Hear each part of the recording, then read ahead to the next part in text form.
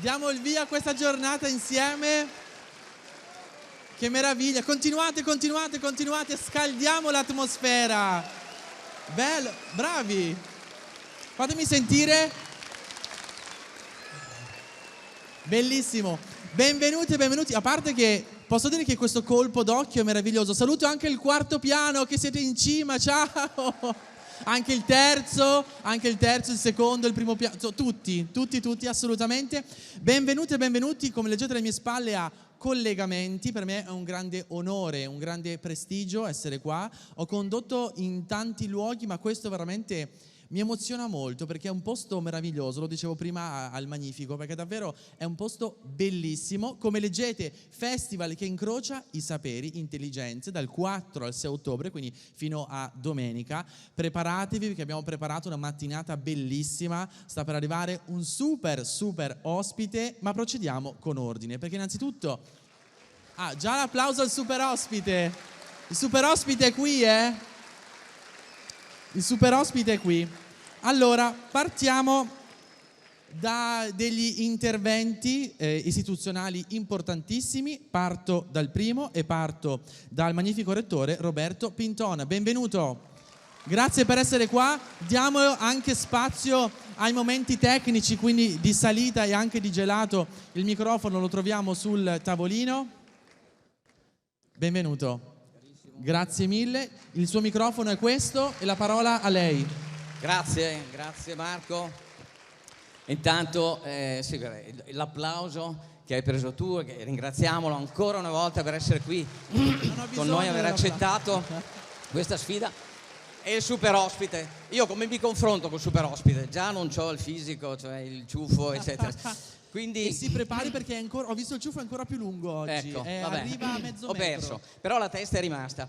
E quello che è importante è che siate qua, che siate tutti qui oggi in questo bellissimo, splendido teatro, perché è il nostro teatrone della città e come ha già detto Marco Carrara, dal 4 al 6 ottobre si svilupperà tutto il festival. È molto importante perché per noi è un festival della cultura, tutto sommato. Ci piace non solo fare ovviamente didattica, come sapete, la formazione, ma la ricerca che sostiene questa attività all'università, perché se non sarebbero, le due sono inscindibili. Ma poi che ce ne facciamo? Sì, certo, la pubblichiamo, la condividiamo con gli esperti professionisti, ma il bello poi è dialogare e condividerla con tutti voi, e da questo riceviamo un sacco di linfa noi stessi per andare avanti. Ecco perché durante questi 3 giorni, a parte questa giornata iniziale, abbiamo voluto veramente partire con il botto. Ci saranno incontri, ci sarà delle mostre permanenti, come vedrete, cioè si scarica tutto, no? dal download, a parte il libricino, e poi c'è anche il QR code. Poi vi dico un'altra cosa. Il libricino io l'ho visto, è bellissimo perché è ricco, c'è tutto, no? Qua C'è tutto, è chiaro che poi insomma ai ragazzi sempre connessi, il libricino, no? Uno deve studiare anche il programma voglio dire, una noia, e quindi però per dare l'idea di tutto quello che c'è anche un minimo di spiegazione. La cosa bella poi anche ci sarà la ricerca in vetrina, addirittura in una chiesa sconsacrata. Ecco, vabbè, scienza e fede insomma si sa, hanno sempre avuto qualche dialogo, però non è proprio una vetrina, perché la vetrina dà l'idea che in realtà ci si separa da qualcosa che magari vorremmo acquistare e non possiamo. No, si tocca, si parla con la gente, quindi è veramente una cosa che noi vogliamo sia vissuta al 100%.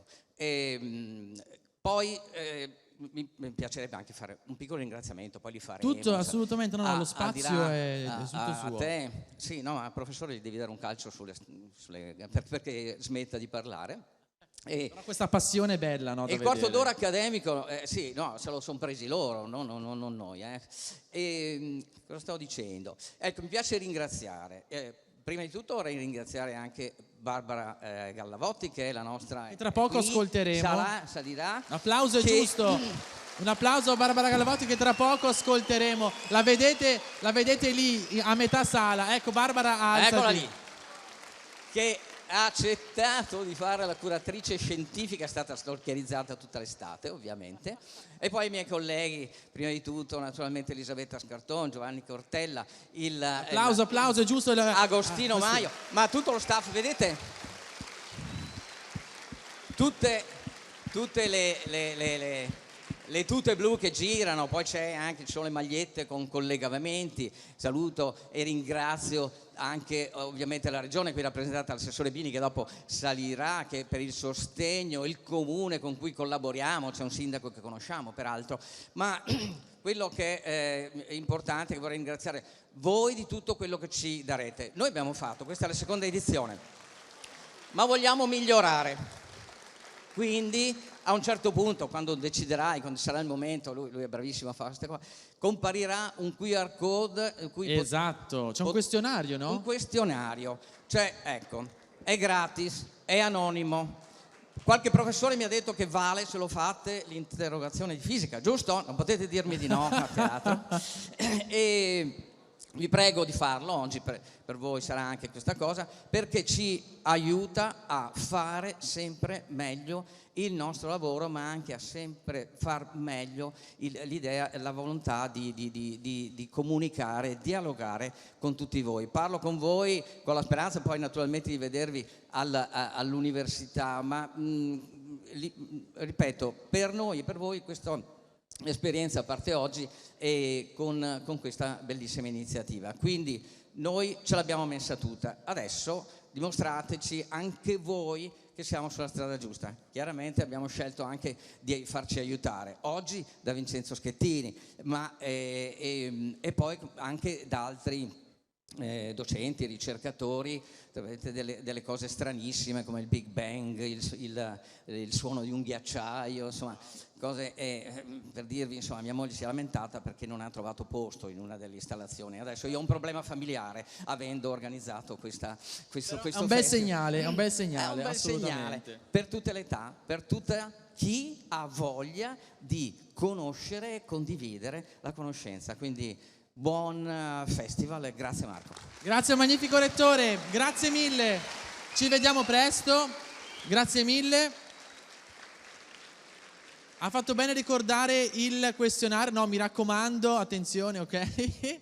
Ha fatto bene a ricordare il questionario che tra l'altro è in forma anonima, come sentivate, quindi insomma è un incentivo in più a sentirsi liberi di rispondere, poi comparirà il QR code a un certo punto. Andiamo avanti con i saluti e accogliamo il direttore della Scuola Superiore dell'Università di Udine. Un applauso per Alberto Policriti, benvenuto.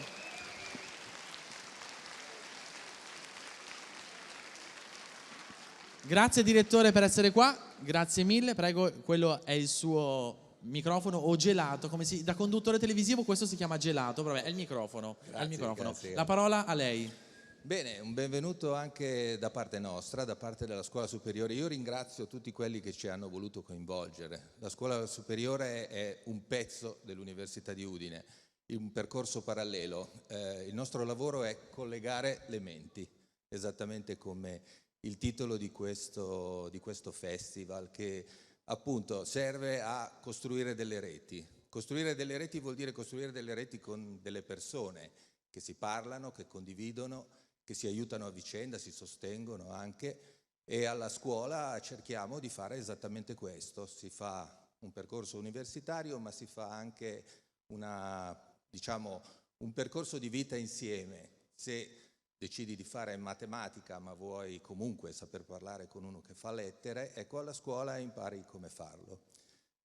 Il valore di una rete è enorme perché, come dicevo prima, ti sostiene, perché ti aiuta, ma anche perché ti aiuta a pescare più lontano, a vedere dove magari con una cultura troppo focalizzata non si riesce ad arrivare.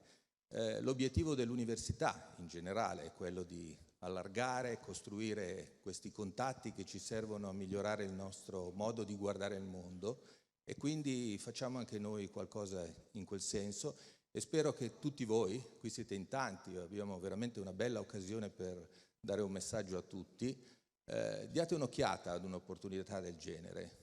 Non c'è tra l'altro solo a Udine, c'è in tutta Italia, ed è un modo per mettersi in gioco, ma per dare un po' più di valore ad un periodo della vita che è veramente importante nel quale voi entrate. Siamo un po' indietro coi tempi, quindi io mi fermo qui, vi saluto e ringrazio ancora tutti per il nostro coinvolgimento. Grazie, grazie direttore, grazie per queste belle parole.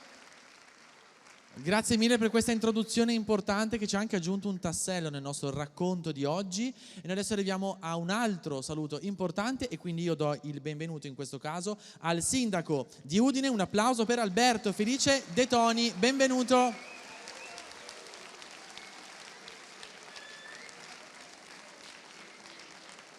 Benvenuto sindaco, grazie per essere qua, grazie mille. Prego, questo è il suo microfono. Allora, sa che non ero mai stato a Udine, sono felice di essere qua, posso dirlo, è una prima volta meravigliosa. Bene. E Udine è bellissima.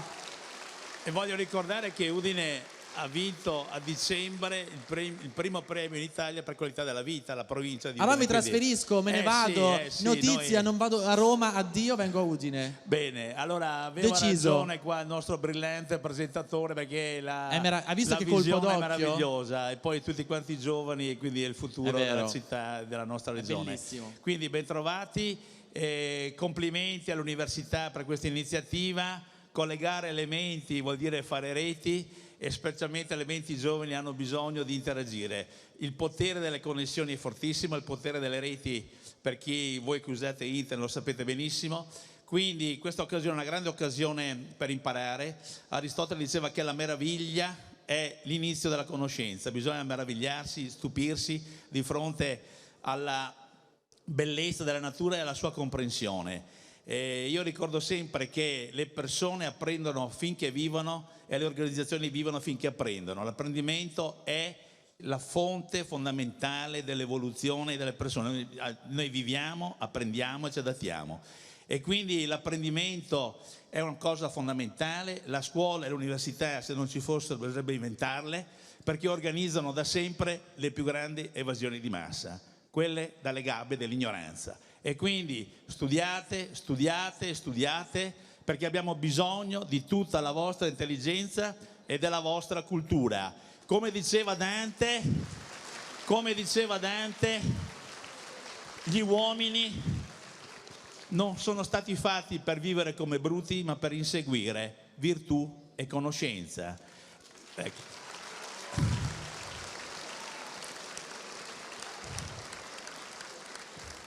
E la conoscenza libera anche dalla malattia e dalle cose che non riusciamo a controllare. Quindi continuate così, perché soltanto persone colte, responsabili e di virtù personali possono fondare una società equa e giusta. Arrivederci, buone cose. Grazie sindaco, grazie mille. Io mi trasferisco, glielo dico.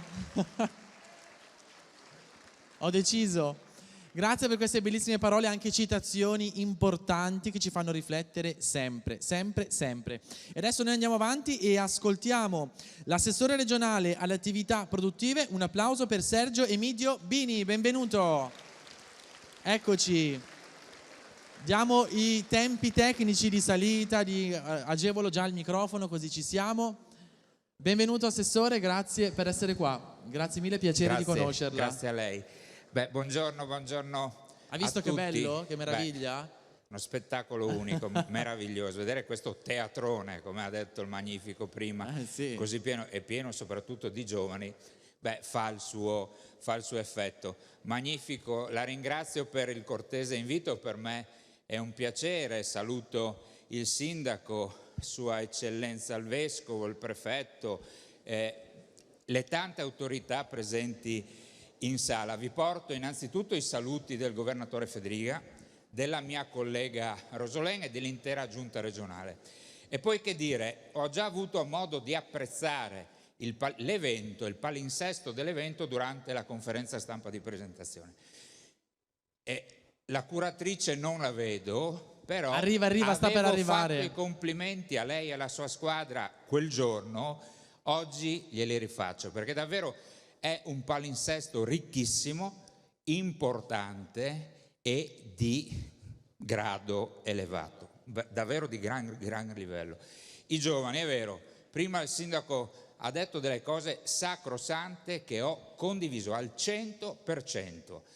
Si dice i giovani sono il presente, ma soprattutto il futuro, vero, ma senza conoscenza, senza curiosità, senza formazione, senza volontà, senza determinazione, ragazzi, il futuro mica tanto certo è.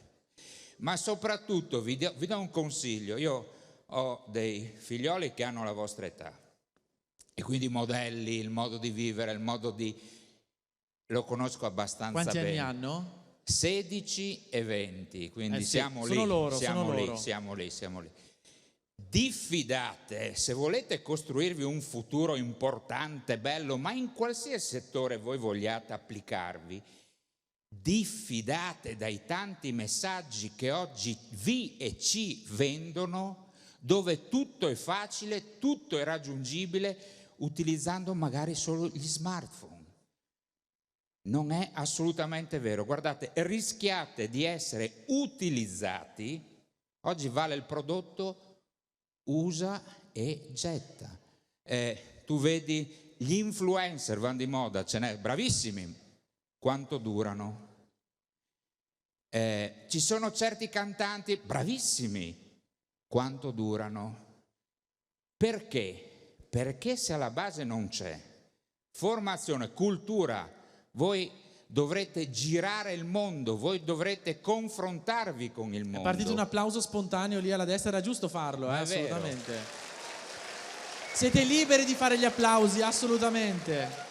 Voi dovrete davvero confrontarvi e competere con il mondo. Per poter competere e per potervi confrontare alla pari bisogna avere delle fondamenta molto solide. E questa cosa, da chi vengono date queste fondamenta?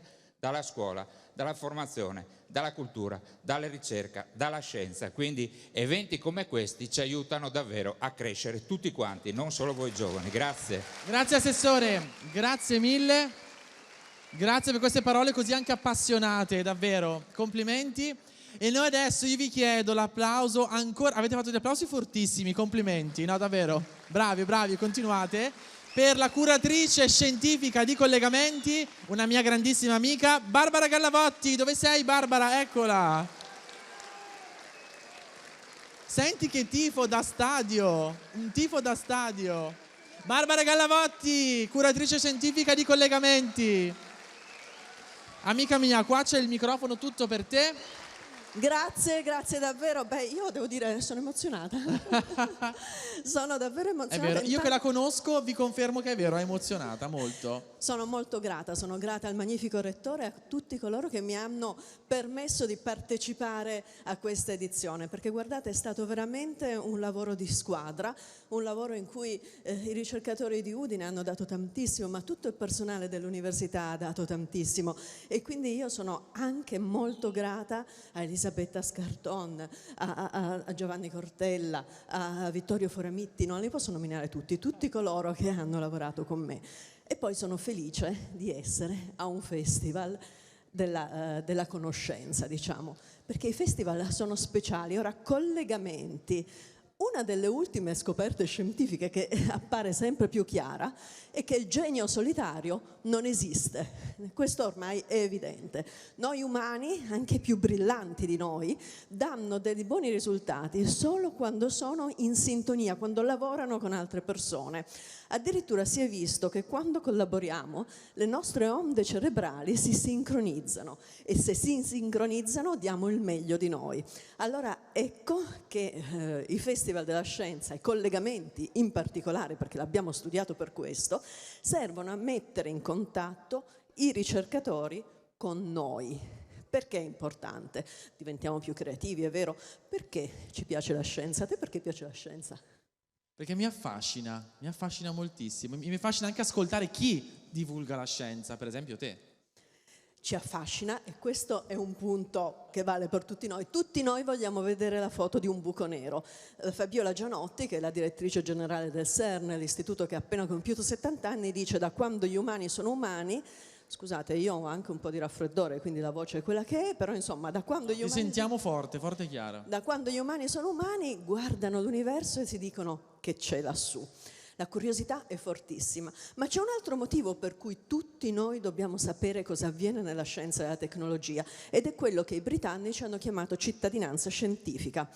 Cittadinanza scientifica è la capacità di esprimersi in modo consapevole su scienza e tecnologia, e tutti noi lo facciamo tutti i giorni. Quando decidiamo cosa fare rispetto ai cambiamenti climatici, prendiamo una decisione che riguarda scienza e tecnologia e che si ripercuote su tutti noi. Quando decidiamo come utilizzare quella che è il più potente strumento mai inventato dall'umanità, l'intelligenza artificiale, prendiamo una decisione che riguarda scienza e tecnologia. Il mondo della ricerca ci dà le conoscenze, ci dà gli strumenti, ma siamo noi, siete voi soprattutto, le vostre generazioni, che devono decidere che utilizzo fare di quegli strumenti. No, giusto, qua l'applauso è giustissimo perché sono considerazioni importanti le tue. Decisioni consapevoli non vuol dire decidere tutti come decideremmo se fossimo uno scienziato. Non è che dobbiamo decidere cosa fare dell'intelligenza artificiale come se fossimo uno sviluppatore di intelligenza artificiale, perché abbiamo tutti noi le nostre priorità, le nostre paure, i nostri principi a cui non vogliamo rinunciare. Però dobbiamo prendere decisioni consapevoli, vuol dire basate su dei fatti solidi. Noi umani siamo fatti per capire, ma per capire ci vogliono i fatti.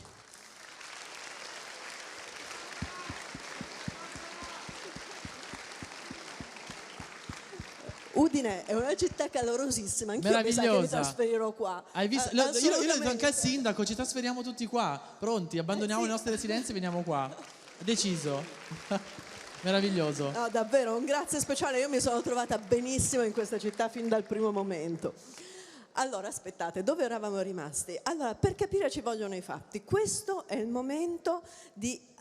questo tipo di incontri sono quelli che ci permettono di dialogare con i ricercatori, di capire come funzionano i loro strumenti, di capire cosa fanno. È il momento in cui costruiamo, ci mettiamo nella testa i fatti sulle quali prenderemo le nostre decisioni.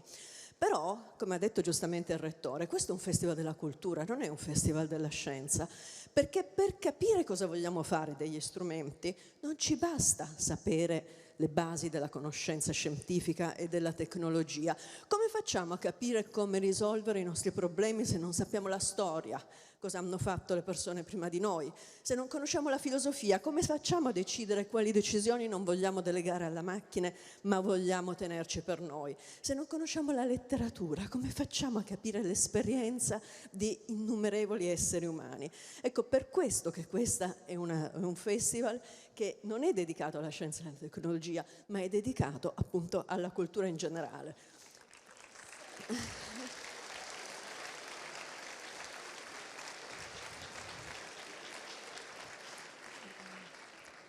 Gli eventi avete visto dove sono, avete visto dove andare a cercare cosa è possibile fare, cosa è possibile visitare, con chi è possibile parlare.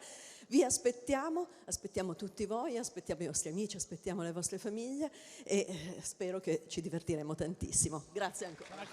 Sarà così assolutamente. Tra l'altro Barbara Gallavotti è la numero 1 in assoluto su questi argomenti, no? Nella divulgazione scientifica. Lo dico io non perché siamo amici, ma perché la realtà dei fatti parla chiaro. Quindi insomma sei davvero la numero 1 in assoluto. Ti voglio chiedere, tu hai avuto un maestro importante, no? Che conosciamo tutti, anzi chiedo un grande applauso a Piero Angela.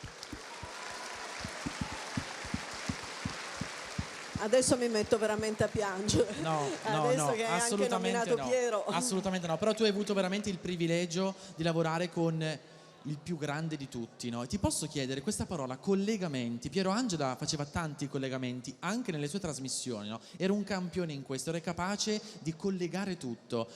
Che parola era per lui questa parola, collegamenti? Cosa rappresentava per lui? Effettivamente Piero, voi lo sapete, Piero Angela non era uno scienziato, non aveva neanche fatto studi scientifici, aveva ricevuto una quantità di lauree honoris causa in tutte le possibili materie scientifiche, ma lui all'università la scienza non l'aveva mai studiata. Però rispetto agli scienziati aveva questa dote straordinaria che è quella che ha cercato forse di trasmettere a tutti quelli che hanno lavorato con lui, che era di avere lo sguardo d'insieme, ed era questo che gli permetteva di collegare le cose e di fare delle osservazioni che a chi era concentrato a guardare un certo argomento non sarebbero mai venute in mente. Ora, il divulgatore scientifico, se mi dai un secondo. No, certo, ero curioso di sapere questo. Cosa fa il divulgatore scientifico? Beh, il divulgatore scientifico è l'equivalente del cronista delle partite di calcio. Non è che sta sul campo e gioca, sul campo e giocano, ci sono i ricercatori, i grandi campioni sono loro. Però il cronista è uno che sta seduto dalla parte degli spettatori, quindi in realtà sta dalla parte del pubblico, conosce e ama il gioco e lo guarda dall'alto, quindi ha la visione d'insieme. Ed è questo il nostro ruolo, no? Raccontare un po' l'insieme di ciò che avviene, tenendo conto che i grandi campioni sono quelli sul campo e noi stiamo dalla parte del pubblico. Che bello. Hai scattato una bellissima fotografia.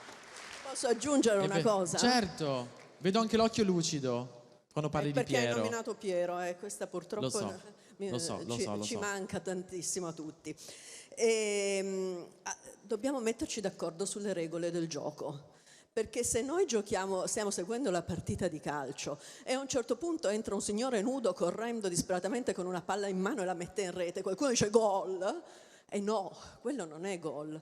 Cos'è il gol equivalente nella scienza? Beh, il gol equivalente nella scienza è quando in un dibattito in cui la comunità scientifica ha stabilito le regole, è molto coesa, per esempio i cambiamenti climatici, entra un outsider e dice io la penso diversamente, senza rispettare le regole del gioco, che sono quelle di fare degli studi che devono essere validati, sottoposti alla comunità e così via. Il nostro problema, diciamo, però ci sono le fake news, eccetera, è solo perché non siamo d'accordo sulle regole del gioco e questo naturalmente rende difficile al pubblico seguire la partita, ai cronisti raccontarla e ai giocatori giocarla.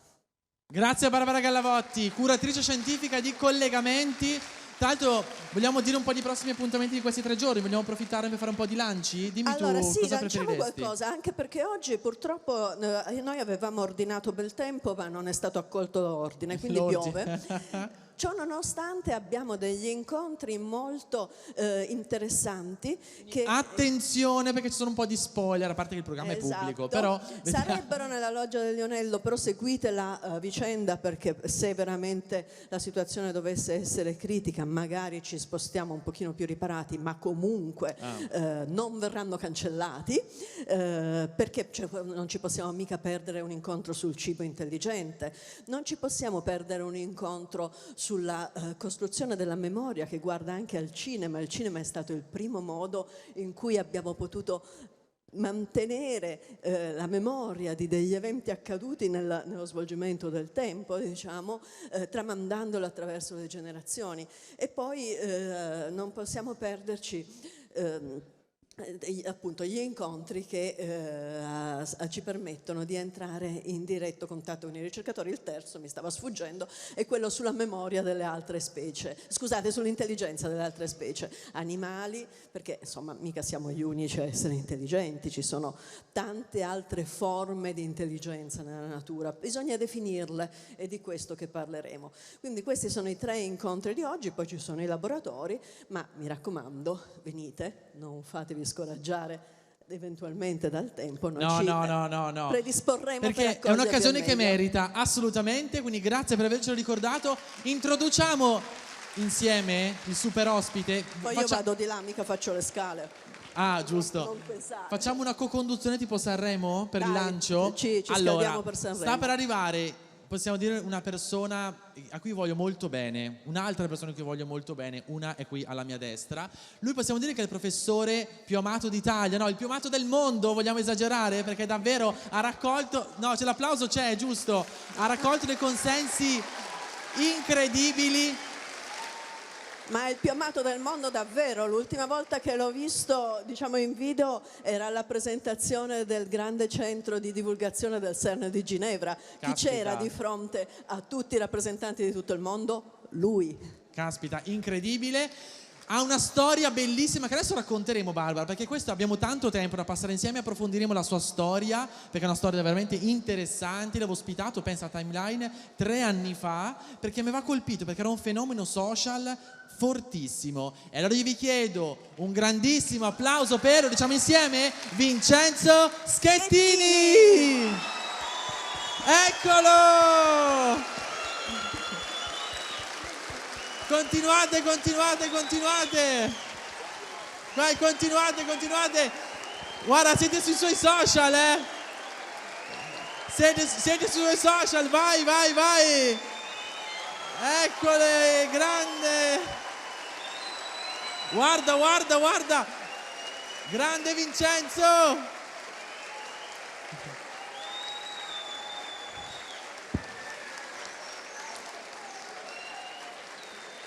Amico mio. Cioè, vabbè, entro, Allora, no, entro c'è e il tuo vedo gelato, tutto aspetta, aspetta, c'è il tuo microfono, eccolo, vai, è tutto tuo. preferito. Entro e vedo tutto questo. Grazie. Vincenzo Grazie! Schettini e collegamenti. Ma quanto lo aspettavate? Tanto, E guarda, guarda tutti i telefoni alzati, poi lo taggate, immagino. Ovvio, esatto. Caro Vincenzo, allora, come stai? Bene.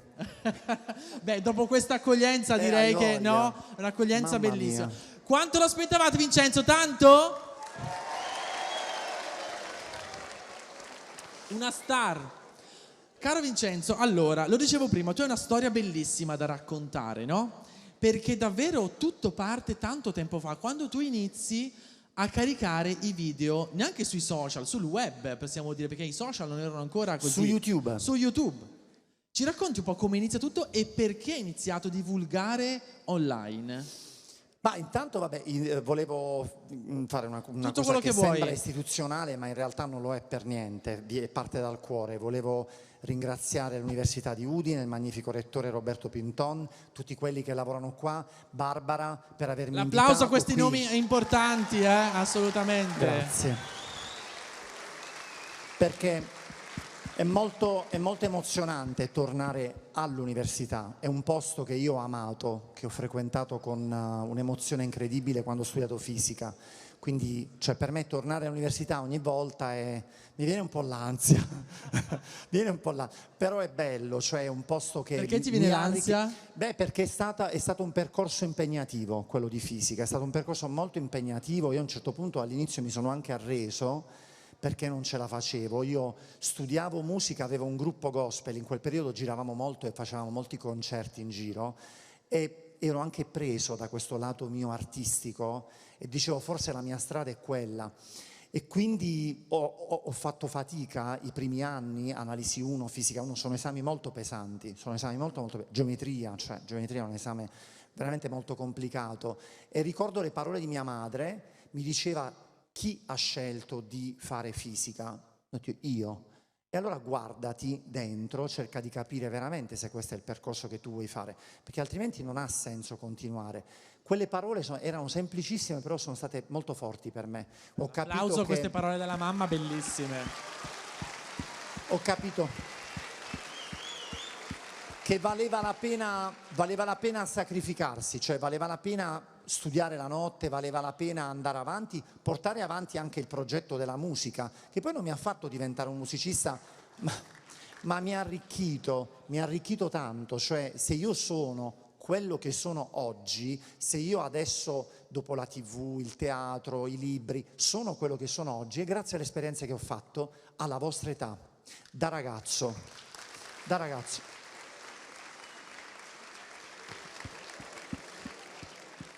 Quante volte mi ricordo a suonare, a fare le prove nei garage, i vicini di casa che suonavano a casa dei miei: basta, di a tuo figlio di smetterla, o chiamiamo i carabinieri.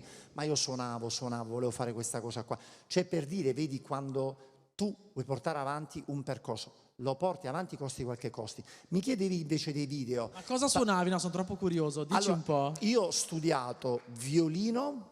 Io ho studiato in conservatorio, ho terminato anche il mio percorso di conservatorio, ho studiato violino, quindi mi sono diplomato, sono diventato maestro violinista, perché così si dice dopo 10 lunghissimi anni di studio. Ma non hai portato il violino? No, se avete un violino, c'è un violino qui. Sono volentieri. Cioè, se arriva un violino sono a saperlo, la prossima volta lo portiamo. Lo so, per me è difficile quando viaggio. La prossima volta lo portiamo. Sì, Va esatto. bene. E poi mi sono anche diplomato in didattica della musica e direzione corale, e di lì ho messo su un gruppo musicale, un gruppo gospel che continuo ancora a dirigere mentre studiavo al liceo. Cioè facevo lo scientifico la mattina e il conservatorio il pomeriggio. Cioè, per spiegarci, io tornavo a casa alle 8 di sera e sapete cosa? A me non mi andava di studiare. Quando tornavo alle 8 di sera ero veramente stanco. Allora è venuta fuori una cosa nella mia testa. Ho detto: a scuola, cioè quelle 5 ore che faccio, devo assolutamente dare il massimo.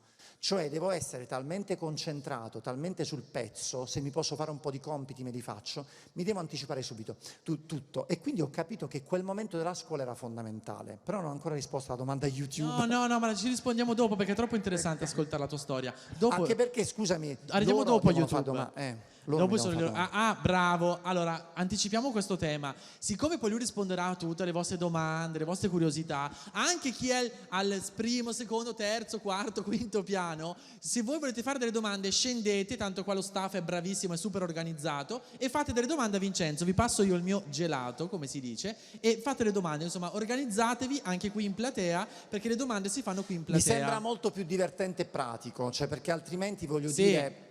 Solo una cosa per il nome del festival, che è interessante. Ma tu puoi dire tutto quello che vuoi.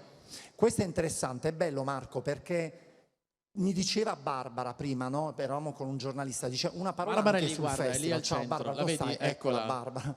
Mi dicevi proprio di questa cosa qua del nome del festival. Questo è interessante. Il fatto di collegare le menti significa di interessarle a qualcosa. Allora c'è un evento che vorrei sottolineare, che si svolgerà domenica, Barbara, quello sulle onde gravitazionali, ragazzi. Preparatissimo. Cioè, vi prego, ragazzi, domenica, quando è? Domenica, Barbara? Domenica, venite ad ascoltare Massimo, che è il direttore di Virgo, che viene a parlare di questa cosa che ha intuito Einstein. Faccio questa brevissima lezione di fisica, molto divertente. Voi prendete un sasso. Ma che brevissima, prendi tutto il tempo che... Vogliamo ascoltarla su lezioni di fisica? Siamo qui apposta. Quindi prenditi tutto il tempo che vuoi. No. Voi prendete un sasso, lo lanciate in acqua, che succede? Che succede? Rispondete. Che succede? Coinvolgiamoli un po', vai. Tu con la maglia bella super dry. Che succede se lanci il sasso? Una fregatura la prima fila, ragazzi. Io lancio un sasso, va in acqua, che succede? Entra in acqua. Grazie, questo l'abbiamo saputo. Va bene?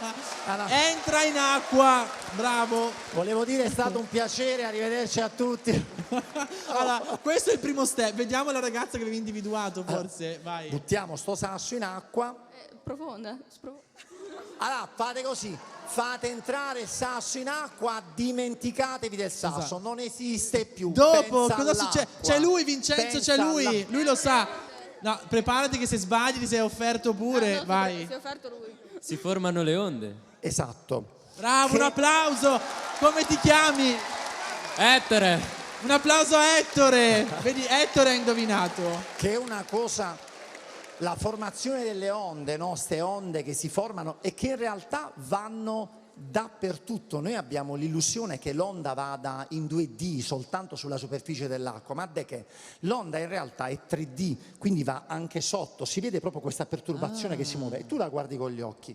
Pensate che Einstein, pensando all'universo, lo ha immaginato come ha immaginato pianeti, stelle, galassie immerse in un oggetto simile all'acqua, che Einstein ha chiamato spazio-tempo. Quindi ha immaginato lo spazio-tempo come l'unione, diciamo, la combinazione, la fusione di spazio e di tempo come una tela che permea tutto l'universo. Allora Einstein ha detto, 1915, Einstein dice: se io lancio un sasso in acqua e si creano queste onde, dovrebbe succedere la stessa cosa nell'universo, ma non con un sasso, con un evento molto molto forte, catastrofico. Immaginate per esempio la fusione di due buchi neri, perché l'universo è in continuo movimento, quindi le galassie prima o poi si attraversano l'una con l'altra. Immaginate la fusione di due buchi neri, è un evento incredibile, catastrofico. A lui dice, se dovesse accadere qualcosa di incredibile nell'universo, come il sasso nell'acqua crea l'onda, Così quella fusione dovrebbe creare nell'universo un'onda, perché lo spazio-tempo è come acqua. 1915. Nel 2015, 100 anni dopo, peccato che Einstein non poteva essere presente sul nostro pianeta per poter vedere che 3 rilevatori in tutto il mondo, uno in Italia, Virgo, quindi andatevela a vedere l'esperimento di Virgo, vedono il passaggio di un'onda gravitazionale dovuta alla, credo fosse fusione di 2 buchi neri, non sono sicurissimo di questa cosa qua, però di un evento. Quindi per la prima volta Barbara Gallavotti ha alzato il pollice così, mi sa che era quello. È vero, era quello. Ha indovinato. Cioè, questa è una cosa incredibile. È incredibile come la mente di un uomo si sia collegata, ecco Barbara quello che volevo proprio dire, si sia collegata col senso della natura, con le regole della natura, perché Einstein questo riusciva a fare e ragazzi lo faceva con la mente, non lo faceva col telefonino o non lo faceva con un'enciclopedia, lui ragionava, pensava, faceva, di Einstein sono bellissimi i famosi esperimenti mentali, cioè lui immaginava le situazioni. Questa delle onde gravitazionali è una cosa grandiosa e l'Italia insieme all'America, agli Stati Uniti è protagonista in questo tipo di ricerca, tra l'altro stanno facendo delle cose fighissime ultimamente, quindi domenica, a che ora è l'incontro? Diciamo, Barbara, che ora è? non ti ricordi? Ah, tra poco ce lo diranno. Ce lo diranno. Magari me lo... Alle 16? Alle 6 pomeriggio? Vabbè ragazzi. Me lo scrivete, io partecipate lo dico. E poi se potete, Virgo non è lontano, andate a vedere Virgo l'esperimento perché noterete come la scienza si gioca veramente sul filo del rasoio, cioè gli esperimenti sono qualcosa di fighissimo quando vengono preparati, lì c'è addirittura un interferometro lungo 30 km perché bisogna vedere il passaggio di queste onde gravitazionali che sono qualcosa di delicatissimo, il sistema è talmente sospeso che qualsiasi cosa accade viene filtrato, perché se tu fai così, questa cosa qua potrebbe perturbare il sistema di più di un'onda gravitazionale. Ecco perché dico questo affascina, questo collega la nostra mente, questo ci fa capire quanto è utile studiare per esempio la matematica, che ti rompe le balle perché non capisci come si applica, ma quando invece capisci che lì è tutta matematica, allora dici quanto è bella la matematica. E l'applauso su quanto è bella la matematica ci sta. Quanto è bella. Lui è bella la matematica? Hai fatto così? Ti piace? Mi piace. Perché poi la No, cosa non più ti strana piace. sai qual è la cosa più strana della matematica? È una, che tu vai in Giappone, non sai parlare il giapponese. Tu sai parlare il giapponese? No, okay, sempre lui, sempre... Okay. Cioè, però se Oggi tu ti sei metti là con un foglietto e ti metti a fare una equazione differenziale di matematica o anche un'equazione di secondo grado e rappresenti un'iperbole, tutti ti capiscono dappertutto. È il vero linguaggio universale e guarda caso, ragazzi, è alla base delle regole della natura e la natura è sofisticata, la natura è sexy nel senso che ti attrae perché ha delle regole bellissime che stiamo scoprendo piano piano. Beh, voglio fare un applauso a questo inizio così appassionato. Ma adesso vogliamo sapere altre cose però, Vincenzo, coinvolgiamoli. C'è altre cose che ci vuoi raccontare? Sentiamo, alzate la mano. Se avevo già delle domande, chi vuole fare una domanda alzi la mano. No, tu. Se vuoi fare una domanda la vuoi fare o no? Chi vuole fare una domanda scendete, ragazzi. Come ti chiami? Se siete sopra, scendete. Professoresse, professori. Davide, vai Davide, quanti anni hai? 15. Allora, dato che anch'io sono il violino e anche a me comunque piace la fisica, volevo chiederle quando è cominciata la passione per la fisica e quando quella per il violino e se queste due possono coesistere comunque. Davide? Sì, Davide, esatto. grazie. Di Vincenzo, ti informo che stanno scendendo, attenzione. Ma quello dobbiamo fare. Allora, scendete, anche gli altri piani, scendete a fare le domande. Sarò molto veloce, così rispondiamo a più domande abbiamo un'ora, guarda. Ok, bello. No, ma voglio rispondere tanto perché vedrai che cosa abbiamo un'ora e mezza. Allora, Davide, praticamente, passione per la fisica nasce quando ero piccolo, perché mi piacevano i film di fantascienza.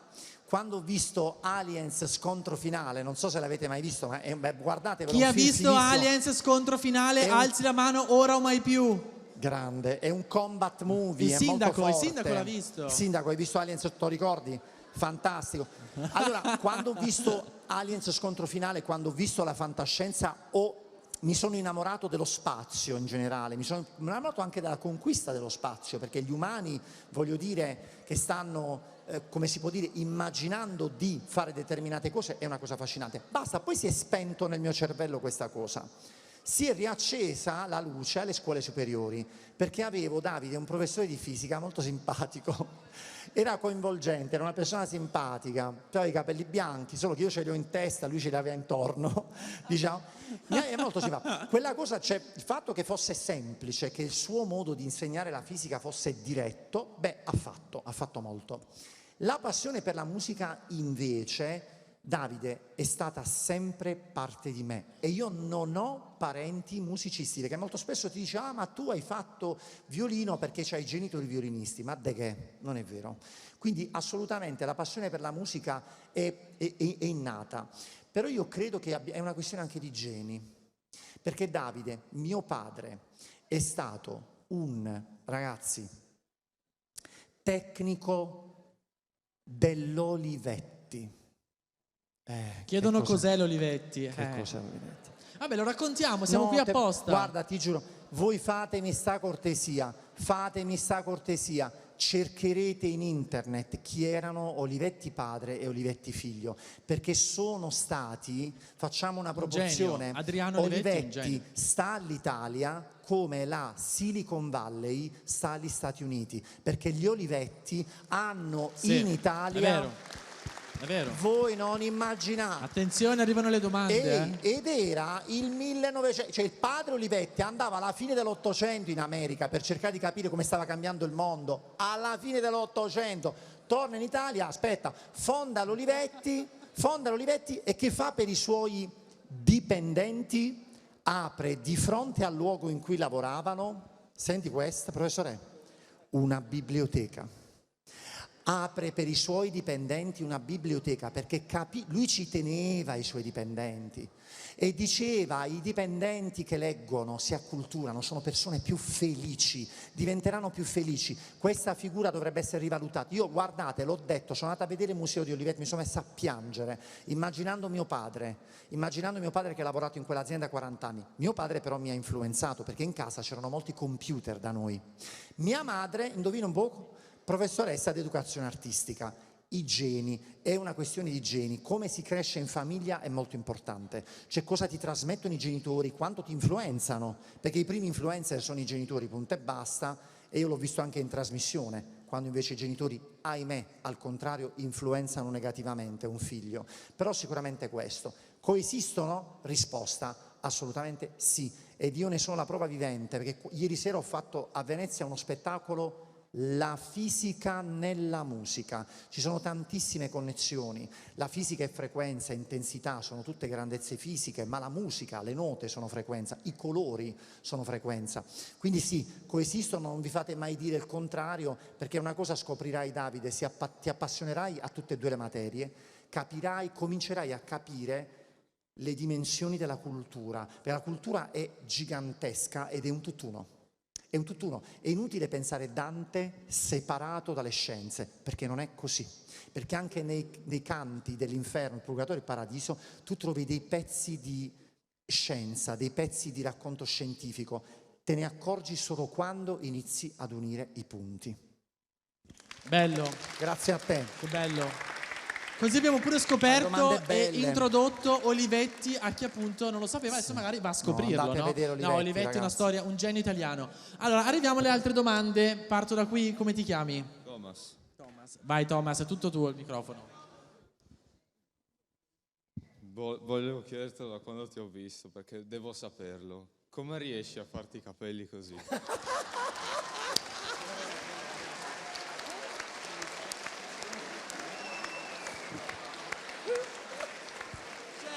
Cioè, Cioè, Thomas aveva proprio un'urgenza, cioè tu dovevi proprio chiederlo. È giusto, tra l'altro sempre più alti. Cosa ti ho detto appena ti ho visto? Cioè ragazzi, cresce sempre di più il ciuffo. Era la metà un tempo, sì, no? Sì, è molto alto. Quanto è adesso? 20 centimetri? Quanto è una roba Non te lo incredibile? dico. No, non è vero, te lo dico.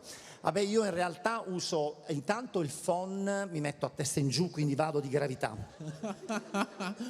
Una volta andato di gravità alzo la testa e quindi vince ancora la gravità e comincio a abbassarli. Uso una polvere invece di un gel che metto alla base dei capelli, faccio questo lavoro per far sì che i capelli possano acquisire, direbbe Hooke, la legge di Hooke, una certa elasticità, la forza elastica. Beh, ragazzi. L'applauso alla forza di elasticità. E Partito spontaneo. E poi c'è tutto un lavoro per poter, insomma, fare sì che diventino particolarmente entropici, cioè disordinati, perché a me non piace il capello ordinato, non so se hai notato, non è mai simmetrico, vedi che qui è più schiacciato. È vero. Cioè, quindi questo è... E poi la lacca è fondamentale. Ragazzi, la lacca è fondamentale perché chiaramente bisogna, diciamo, far sì che tutta l'impalcatura... Diciamo che quindi c'è la fisica anche nei tuoi capelli. Possiamo fare un talk, la fisica dei capelli. Il tasto dell'aria fredda. Oh, il tasto dell'aria fredda. Perché? Il tasto dell'aria fredda perché chiude le cuticole, quindi fa sì che il capello possa riflettere meglio la luce. Cos'è che hai detto sui capelli? Una questione di fisica. Stavo dicendo sulle cuticole, così hai detto qualcosa? No, No, va niente. bene. Ma tu vuoi un consiglio? Ce li farai anche tu così, quindi? La felpa. Cosa hai Devi fare detto? così i capelli. No, cosa hai detto? No, ho detto che mi piace la felpa sua. Ah, che felpa è? Cosa c'è scritto? Niente, vabbè, Super Mario. Bello. No, vuoi farli così i capelli tu, Thomas? Non penso, però sono una hit coi capelli. Sono una hit. Troppo belli. Grazie Thomas. Grazie Thomas.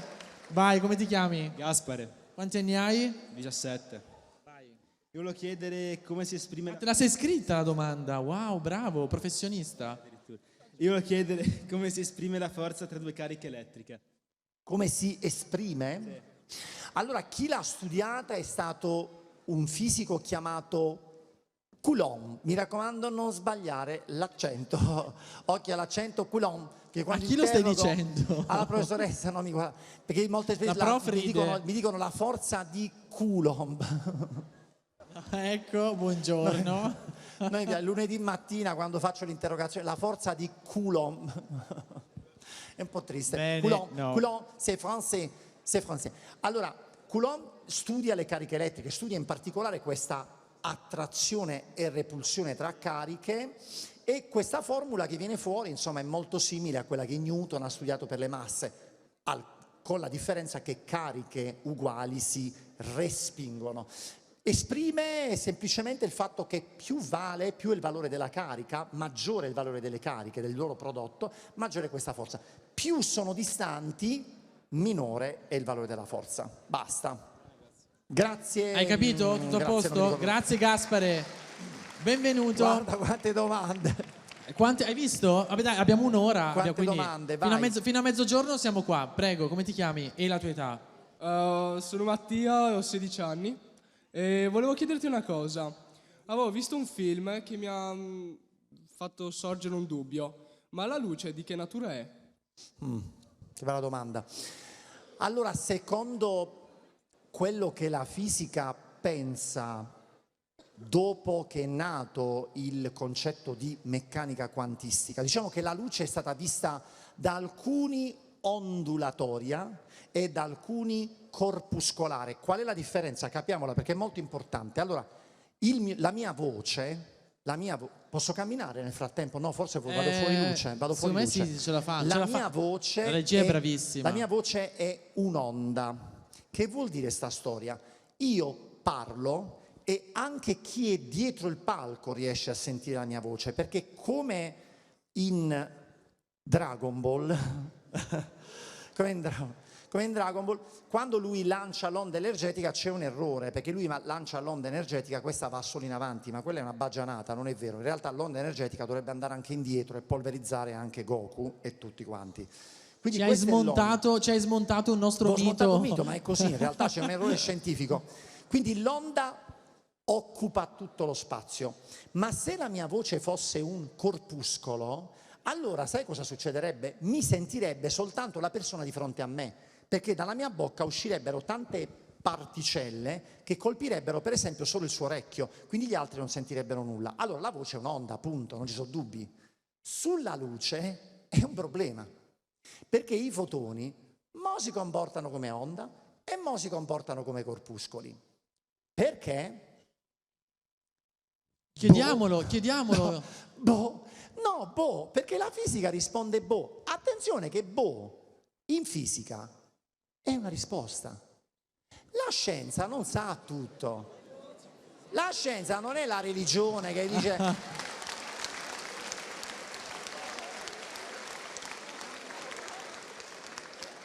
Cioè, voglio dire, la scienza non è la religione, Padre nostro che sei nei cieli e buonasera.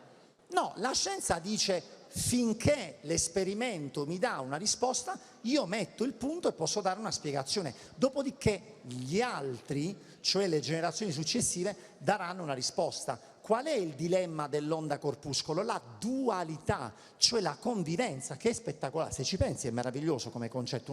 Una cosa che dice, come se la mia voce decidesse ora di essere onda e all'improvviso io ho un interruttore e mi sente solo lui e gli altri non mi sentono. Sarebbe fantastico. Si potrebbe usare per suggerire durante le interrogazioni. Cioè immagina, tu sei là, switchi col pulsante, suggerisci al tuo amico, la professoressa non sente e poi riapri. Cioè bellissimo, però... Questo è quello che si sa della luce. Grazie mille. Prego. Questo è lo speaker corner, come in America, ok? Bellissimo, come devo essere solo più breve perché vorrei rispondere a più domande possibili. Ma no, abbiamo un'ora e un quarto. Aspetta. Che succede? Una cosa importantissima, ragazzi, importante. If there is someone that is able to ask me something in English, please do that. Please. Wow, I like it. Please, perché sì, professoressa di inglese. Ci sono prof di inglese qui? No, ci sono prof di inglese qui? Sì. Perché la lingua, ragazzi, la lingua è comunicazione, non ve ne deve fregare allora, Vincenzo, niente di essere io ti comunico che ci sono 1, 2, 3, 4, 5, 6, 7, 8, 9, 10, 11, 12, 13, 15. Dai, Marco, vai. 15. Come ti chiami e quanti anni hai? Mi chiamo Laura, ho 17 anni e vorrei chiederle, facciamo più veloce in italiano, qual è il suo più bel ricordo legato all'università, nello specifico presso la facoltà di fisica? Mi hai detto il nome Laura? Allora, il più bel ricordo mio dell'università è la preparazione degli esami che facevo con un mio amico, che è l'amico con cui ho preparato quasi tutti gli esami e ci siamo laureati, guarda caso, lo stesso giorno, eppure abbiamo fatto 2 specializzazioni diverse l'ultimo anno. Mi ricordo, Laura, della sua mamma, era una famiglia molto povera quella di Francesco, molto povera, che preparava le linguine con le vongole. Noi tornavamo dall'università, andavamo a casa di Francesco e c'era sempre Teresa che preparava questo piattone di linguine e frutti di mare. Mamma mia, che ricordo meraviglioso. Finivamo le linguine, Teresa si metteva là a fare i piatti il pomeriggio e noi ce ne andavamo in salone e studiavamo per preparare gli esami. È stato il ricordo più bello perché con Francesco mi sono fatto un sacco di risate. Ci siamo inventati le tecniche per poter studiare meglio, per memorizzare le cose. Abbiamo vissuto anche i primi turbamenti sentimentali insieme, cioè voglio dire, capito, era una persona con cui sono cresciuto da tanti punti di vista. Ci siamo anche scontrati, abbiamo litigato a volte, però il compagno di università è sua mamma, che è una persona che ci ha voluto bene perché sapeva che quel piatto di linguine con le vongole ci avrebbe aiutato a studiare un po' meglio e quella semplicità, quella bellezza, non lo so, mi è rimasta nel cuore. Questo perché è importante all'università, ve lo auguro a tutti ragazzi, il compagno di studi, la persona con cui studiare. Ricordatevi, il compagno ha un cuore, una macchina, un computer, una chat. Questo cuore non ce l'ha e non assomiglia a voi. Invece voi dovete trovare chi vi somiglia e quella persona vi aiuterà a trionfare. Bellissimo, grazie Laura. Chi c'è? Eccoci, Grazie, prego. Come ti chiami? Quanti anni hai? Sono Chiara e ho 17 anni e le volevo chiedere se alla fine teoria sui buchi neri e i buchi bianchi fossero realtà, ovvero dove c'è un buco nero, alla fine ci dovrebbe essere anche un buco bianco e se all'interno si distrugge oppure se viene trasportato alla fine. Certo. Ti chiami, scusami? Chiara. Chiara, allora, no. In che senso, Chiara? Cioè, noi siamo al punto in cui non sappiamo cosa accade in un buco nero. Non so se avete visto la simulazione della NASA, ultimamente tramite un supercomputer la NASA è riuscita a simulare l'entrata in un buco nero, no? All'orizzonte, il cosiddetto orizzonte degli eventi. Noi non sappiamo nulla di quello che accade, lo so che è romantico, sarebbe romantico saperlo, Chiara, lo saprai tu. Cioè tu se lo studierai, tu ce lo dirai, capito? Quando io sarò grande, starò per mandarmene, tu mandami una mail e dimmi: prof, sa che adesso abbiamo capito come funzionano i buchi neri? Io ho un'amica che studia, insegna, lei proprio si occupa di buchi neri a Monaco e non si sa nulla al momento. Sono oggetti affascinanti perché, se ci pensate, potrebbero essere, secondo quello che stava dicendo Chiara, delle porte spazio-temporali, dei portali, qualcosa forse che si distrugge dal punto di vista dell'informazione e si ricostruisce dall'altra parte? Boh. E i buchi bianchi che cosa sono? Sono punti in cui qualcosa esce, ma dove si esce? Non si sa. Se non ricordo male, era Einstein che l'aveva teorizzata questa. Einstein teorizza come, diciamo, soluzione estrema delle sue equazioni della relatività il buco nero come concetto. Einstein pensa anche al wormhole.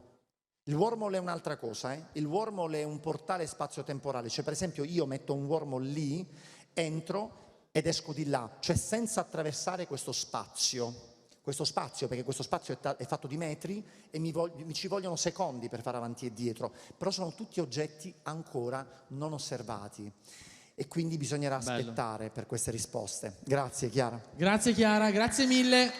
Ecco voi, It's scusa your turn. Chiara.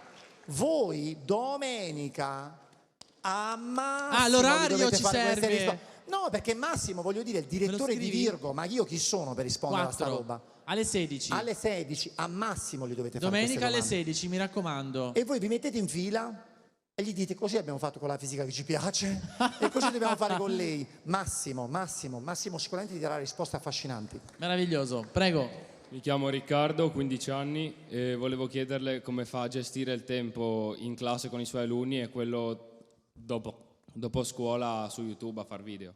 Grazie. Massimo? Riccardo, scusami. Vabbè, così, non so perché c'ho... È simile il nome comunque. No, ma sono io che sono pazzo. Allora, come faccio a gestire? Questa è un'ottima domanda. 4 anni fa, Riccardo, ho scelto di insegnare in part-time. Traduco: invece di insegnare dal lunedì al venerdì, io insegno lunedì e martedì.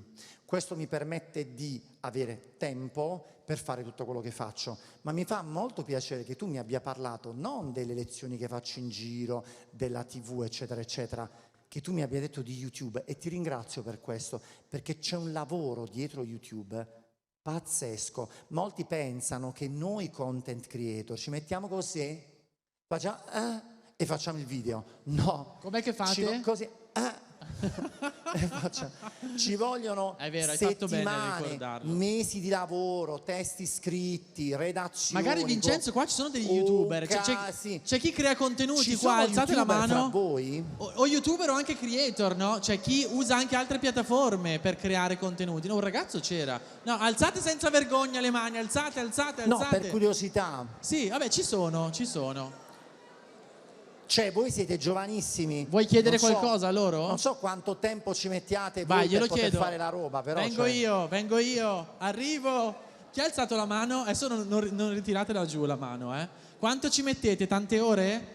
Io ho iniziato a fare YouTube con un mio amico e mio fratello, ma lo facciamo come hobby, in verità lo facciamo senza preparazione. Cioè, noi pensiamo, vogliamo fare un video su questo e lo facciamo subito, come viene.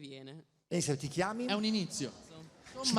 Tommaso. Sei giovanissimo. Ma anche voi avete alzato la mano, mi pare. Chi c'era? Tu. Però ci vuole tempo. Quante ore impieghi? Anche senza preparazione. No, io impiego più o meno un'ora, quanto mi diverto. Beata a voi. Beh, è l'inizio però, Vincenzo, no? Si inizia così e poi dopo, perché tu poi l'hai trasformato in una professione, no, Vincenzo? No, la rete è una trappola. La rete è una trappola.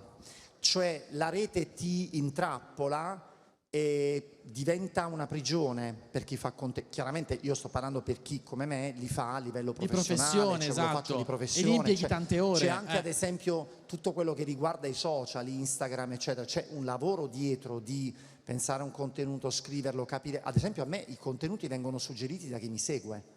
Ci sono le persone che mi dicono: prof, ma perché il tasto dell'aria fredda? Di lì nasce una ricerca scientifica per dare una risposta sensata, non così, per dire una cosa qualsiasi. E anche nel dare le risposte sensate molto spesso si sbaglia, ci mancherebbe, perché non siamo macchine, siamo esseri umani. Però per dire c'è tanto lavoro, questo mi ha permesso, cioè il part-time mi ha permesso di fare questo, ma ci tengo a dirlo, dato che molti in rete, senza conoscermi, si permettono di dire che io la scuola l'ho lasciata, vorrei dire a queste persone che io la scuola non l'ho lasciata, perché io sono e resto, anche in TV, un professore.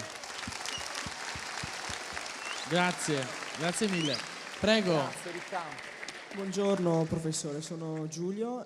Ciao Giulio. Ho 17 anni.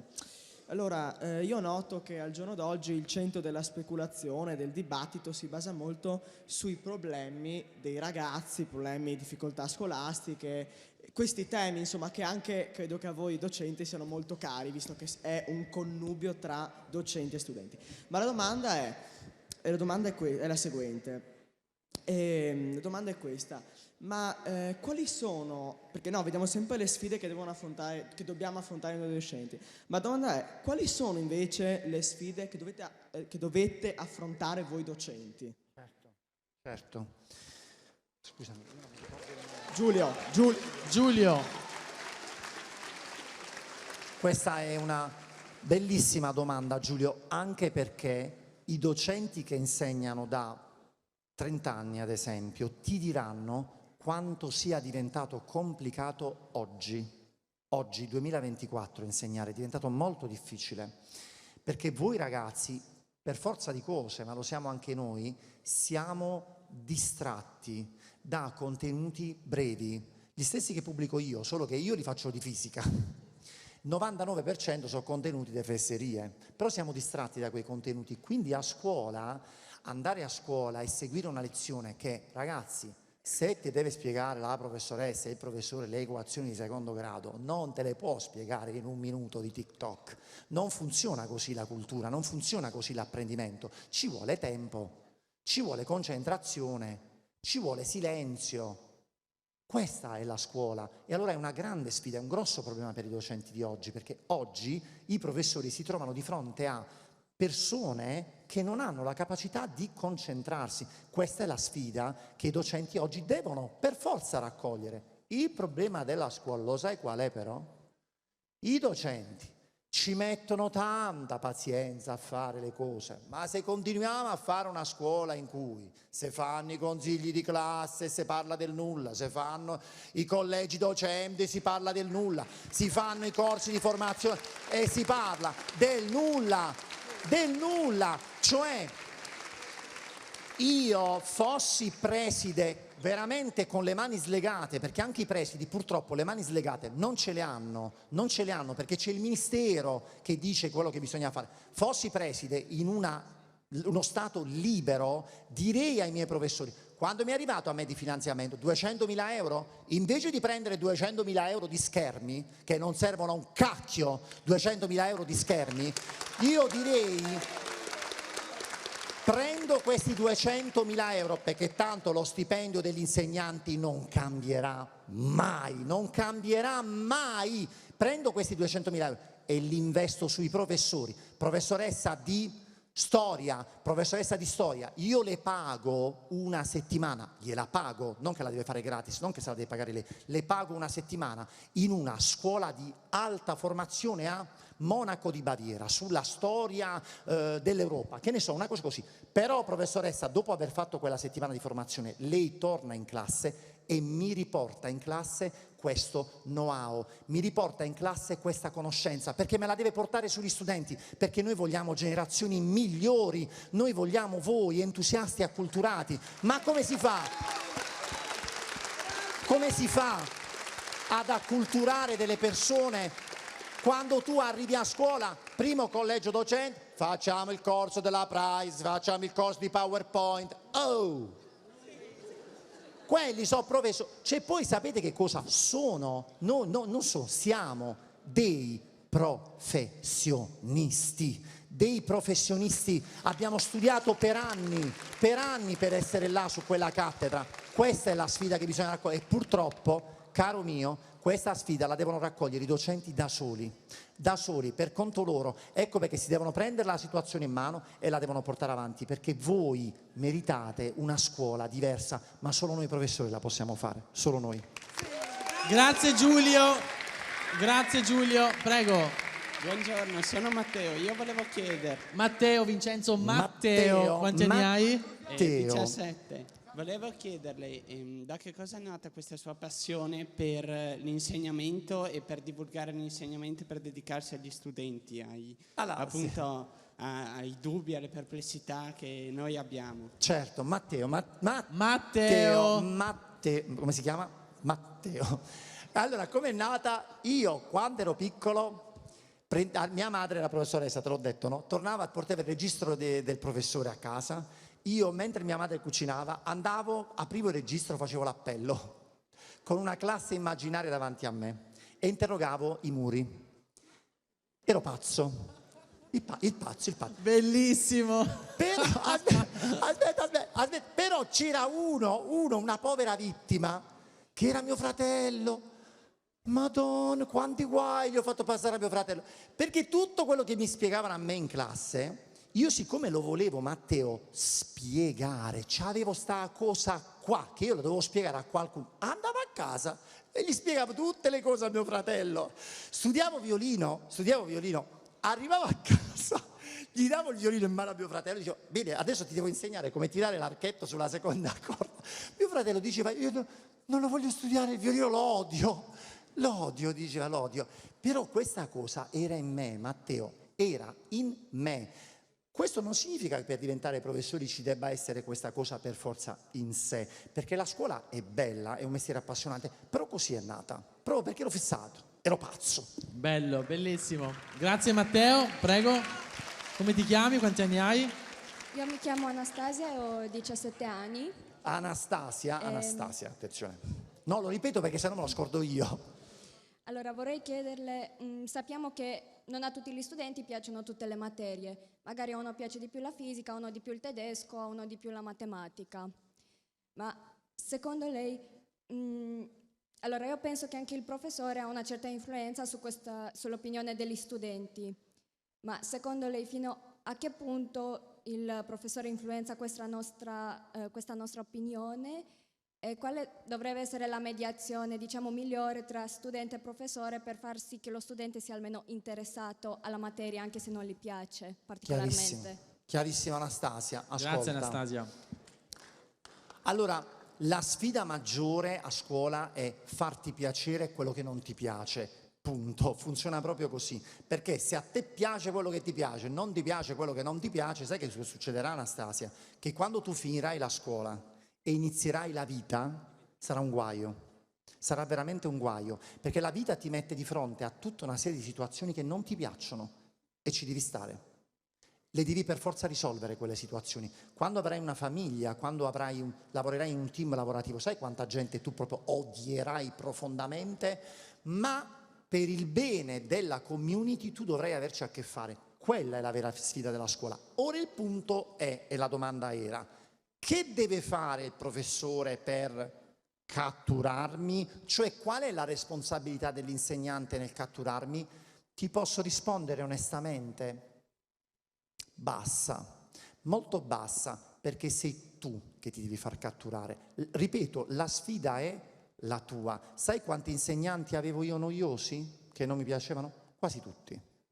Però io avevo capito che quello che facevo là dentro mi avrebbe arricchito, cioè avrebbe creato in me tutta una serie di di chance che mi sarei giocato in futuro. Sarei diventato il Vincenzo che sognavo di diventare, anche grazie alle persone che non mi piacevano. Lo vogliamo ricordare il professore di disegno? Il professore mio di disegno? Che io mi impegnavo molto, volevo dire un'altra cosa. L'abbiamo capita. A casa per fare ste cappero di tavole e poi arrivava a scuola, che cosa? 4. In 20 secondi mi distruggeva la tavola. E io dagli, ho insistito. Mi piaceva il disegno? No. Mi piaceva il professore? No. Facevo quello che dovevo fare? Sì. Bello. Quello è il risultato. Grazie Capito, Anastasia. Vai Vincenzo. Abbiamo ancora tanti, quindi secondo me Vincenzo deve andare proprio belli e ritmati. Vai. Buongiorno, sono Emma. Emilio. Domanda di coppia, ok. Emma e Emilio, è Abbiamo ancora più complicato. 18. Emma Esatto. ed Emilio. Abbiamo 18 e 17 anni. Allora, innanzitutto come sta? Lei come sta? Tutto bene? È tipo belve, No, che belva si sente. Grazie per la domanda. Sono una montagna russa, se devo essere proprio onesto. Momenti in cui sto bene, momenti in cui sto male. E volevamo chiederle il perché, come mai ha deciso di iniziare a fare video su YouTube per gli studenti, per noi proprio. Allora, Anastasia ed Emilio, questa domanda, sì, perfetto. Io l'ho fatto perché Anastasia mi divertiva l'idea che altri studenti potessero, oltre i miei, seguire le mie lezioni. Cioè io avevo capito che YouTube funzionava così. Tu fai un video, potenzialmente lo possono vedere un sacco di persone. Questa cosa mi entusiasmava, cioè la trovavo proprio bellissima. Quindi ho cominciato a fare i video perché ho detto, sai che c'è? Ho spiegato l'energia, faccio una lezione, resta lì, gli studenti la potranno sfruttare. E vi posso dire una cosa, io non ci credo ancora. Cioè io non riesco ancora a credere quando voi mi fermate e mi dite, professore, grazie a lei io ho preso una sufficienza, oppure ho preso un bel voto, grazie a lei ho capito quell'argomento, la devo ringraziare. Cioè io vi giuro, io non ci credo, io continuo a non credere, ma veramente sta succedendo tutto questo? Perché non avrei mai immaginato di generare questo, cioè un'onda di stima e di apprezzamento nei miei confronti per una cosa che ho iniziato divertendomi. Ecco perché dico, se vi guardate veramente dentro e riuscite a trovare quella cosa che vi diverte nella vita e che, attenta, scusatemi, Emma ed Emanuele, che Emilio. Emma e Emilio, vabbè dai, è uguale. Un applauso alla memoria di Vincenzo Schettini. Dai, più o meno ci sei. Ti sei offeso, Emilio? No. Va bene, Emanuele? Sì, va bene. Se riuscite a va trovare bene, scusa, quello che vi Emilio. piace veramente e che può essere di servizio agli altri, perché questa è una cosa che una volta mi disse una persona. Mi disse, il successo, chiamiamolo successo, il consenso, se vogliamo, si raggiunge quando tu fai qualcosa che ti piace e che può servire agli altri. Questo è il punto, cioè non deve essere una cosa egoistica che serve solo a te, deve essere una cosa che in qualche modo serva alla comunità, lì veramente svolti. Però io ti giuro, continuo a non crederci, sono molto grato, volevo solo dire perché a volte sto male, perché mi sta turbando la situazione mondiale, moltissimo, mi dispiace di condividerla questa cosa con voi oggi, però lo faccio perché io sono molto aperto con voi, mi sta molto turbando tutto quello che sta succedendo, mi sta turbando perché io credevo che i libri di storia, la storia di per sé ci avesse insegnato che cosa significasse inutilmente fare una guerra e questa cosa mi turba, cioè mi continua a turbare pensare che ancora non abbiamo capito niente. Ecco perché, Emma, io confido in voi, ma non dico voi, io non sto parlando dei ragazzi che stanno qua, io confido nella vostra generazione, perché chi di voi arriverà al potere, se ci arriverà con la cultura, cioè se riuscirà ad essere una persona che metterà davanti a tutto la cultura, il sapere, non inizierà mai una guerra, mai. Una bellissima considerazione. Grazie Emma, grazie Emilio. Prego, benvenuta. Come ti chiami? Quanti anni hai? Sono Giulia, ho 14 anni e volevo chiederle riguardo a prima, quando ha detto che ha avuto un periodo di difficoltà all'università di fisica, come ha fatto cioè dove ha trovato la forza, la motivazione per non arrendersi e continuare? Giulia, giusto? Ti chiami come mia nipote, che purtroppo non vedo mai. Dove ho trovato la motivazione in me e imponendomi di concentrarmi sullo studio, di concentrarmi su quello che stavo facendo e di concentrarmi sulla bellezza delle materie che stavo frequentando. Perché io ho avuto all'università, Giulia, dei professori carismatici, magnetici. Guardate, è così. Questa cosa mi ha molto spinto a capire che dovevo uscire da quel buco. Ero caduto in un buco fondamentalmente, si cade nei buchi nella vita. Allora mi sono concentrato su me, ho detto io il metodo ce l'avevo dalla scuola superiore, datti dei tempi, siediti, incolla il sedere alla sedia, studia e trova un ritmo, cerca un ritmo, perché era dura, Cioè l'esame di fisica 1 io non me lo scorderò mai, vi dico soltanto una cosa, lo scritto di fisica 1 noi lo facevamo in 60, 70, 80 alla volta, sapete quanti passavano lo scritto?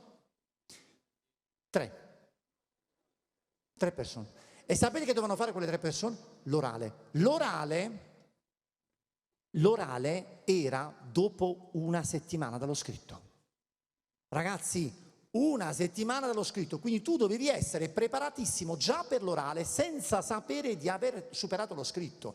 Quando dovevi affrontare l'orale, tu avevi un'ansia. Io ho superato lo scritto credo dopo 3 volte, ma fortunatissimo, c'era gente, una mia amica, la mia amica Angela, salutiamo Angela. La mia amica Angela si è laureata a Bari in fisica teorica. Angela, aspetta. Un attimo. Angela veniva dal classico, non dallo scientifico. Angela ha rifatto lo scritto di fisica 18 volte. 18 volte. Quella è forza di volontà. Quella è forza di volontà, perché Angela ha detto io ce la devo fare. Lei è da ammirare, non io. Grazie Giulia. Che bello, bellissimo. Grazie Giulia. Volte. Ciao. Ciao, mi 18 chiamo Andrea, ho 18 anni. Andrea, vai Andre. E volevo chiederti se, anche se è impossibile, per qualche motivo diventassi più veloce dell'espansione dell'universo, posso superare l'universo e andare in un punto dove non è ancora espanso? E in caso se sì, cosa trovo? Bellissima questa domanda. Bella. Andrea. Allora sì, certo, tecnicamente sì, ma non sono ancora. Allora intanto c'è un momento dopo il Big Bang, vattela a cercare perché è interessantissimo, una espansione dopo il Big Bang che è stata chiamata inflazione, che è un termine un po' così. Economico se vogliamo poi, sì, no? È brutto, non dà di niente. Invece durante l'inflazione è successa una cosa incredibile, cioè l'universo pare in quel momento abbia accelerato in maniera incredibile, superando il valore della velocità della luce, cioè proprio wow. No, puoi rifare la scena perché è piaciuta. È incredibile. Allora, quindi è stato possibile? Pare proprio di sì, perché quel momento c'è stato. A cosa è stato dovuto? Ci sono particelle che superano la velocità della luce, perché questa è la vera domanda, al momento non sono mai state viste. Ci fu 10 anni fa una ricerca, 10, penso anche addirittura 20 forse, avevano trovato delle particelle che superavano la velocità della luce, non è vero, non si è rivelata una ricerca fondata, la scienza purtroppo è problematica perché devi veramente lavorare mesi, a volte anni, per andare davanti alla stampa e dire ho scoperto questo, penso che questa, cioè un po' così. Quindi al momento non è possibile. Se fosse possibile, entriamo nel periodo ipotetico, probabilmente esploreremmo un pezzo di qualcosa che non si chiama universo, non si sa che cos'è, però qui entra anche in gioco un'altra domanda. L'universo quanto è grande? Pensate che c'è stato un grande matematico, andatevi a vedere gli infiniti di Cantor, leggetevi i libri sugli infiniti di Cantor. Questa è bella, questa è bella. Scusatemi, l'insieme dei numeri naturali, ok? Quanti sono i numeri naturali? Infiniti, perfetto. Numeri relativi? Infiniti, perfetto. Numeri irrazionali? Infiniti. Cioè, numeri frazionari? Infiniti. Però numeri decimali, quindi con tante cifre, cioè tu pensa da 0 a 1 nei numeri naturali, che sta? Da 0 a 1, bravo, non ci sta niente. Da 0 a 1 non c'è niente nei numeri naturali, ma nei numeri razionali, qual è l'insieme più grosso? Qualche professore di matematica, qual è l'insieme più grosso dei numeri? Numeri? C'è il professore di matematica, l'insieme più grande che contiene... Dov'è? Dimmi un insieme. Vengo io. Chiamo, professore, interroga. È lei? Prego. Io non sono un matematico. Insieme di numeri reali. Come si chiama? Roberto. Roberto, prof, ricordami l'insieme dei numeri che contiene anche i decimali. Allora, R ha i numeri reali. Ok, i numeri reali, perfetto. Reali, va bene. Benissimo, grazie, benissimo. Nei numeri reali, fra 0 e 1 che c'è? C'è l'infinito, c'è 0,1, ma fra 0 e 0,1 c'è 0,01, ma fra 0 e 0,01, cioè Cantor è impazzito. Si dice che sia impazzito pensando ai concetti di infinito di infinito. Studiatevi gli infiniti di Cantor. Ecco perché, voglio dire, la domanda tua è bellissima, è appassionante, ma è ipotetica. Cioè, se... ma non si ragiona sulle ipotesi, però è affascinante, romantica. Grazie per il tuo romanticismo. Grazie, Andrea, giusto? Andrea. Grazie mille, prego, buongiorno. Sono Sasha, ho 12 anni. Te mi ricordo, Sasha, facilissimo. 12 anni, caspita. In realtà 16, ho perso una scommessa. Cioè, ma ne hai 12 o ne hai 16? Hai fatto lo scherzo. Ha fatto lo scherzo. Vabbè, no, perché dicevo 12, dicevo boh. L'ho giocata, ho perso. Ma con chi hai fatto sto scherzo, scusa?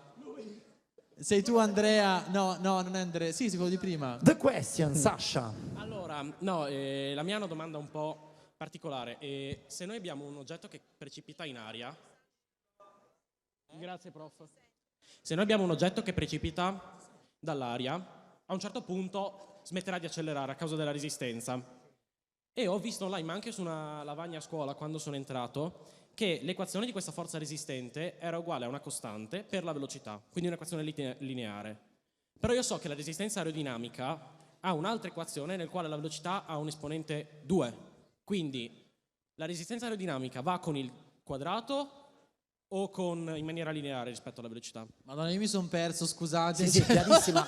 La domanda è chiarissima, se va col quadrato o con la prima potenza. Non me lo ricordo. Bisognerebbe guardare l'equazione, non so, che so tutte le equazioni a memoria, ragazzi. Non Bene, lo so. vi sentite poi dopo. Bisogna Grazie, Sasha. Cioè tu hai detto che ci sono 2 equazioni aerodinamiche, mi sembra di capire, quindi non me lo ricordo.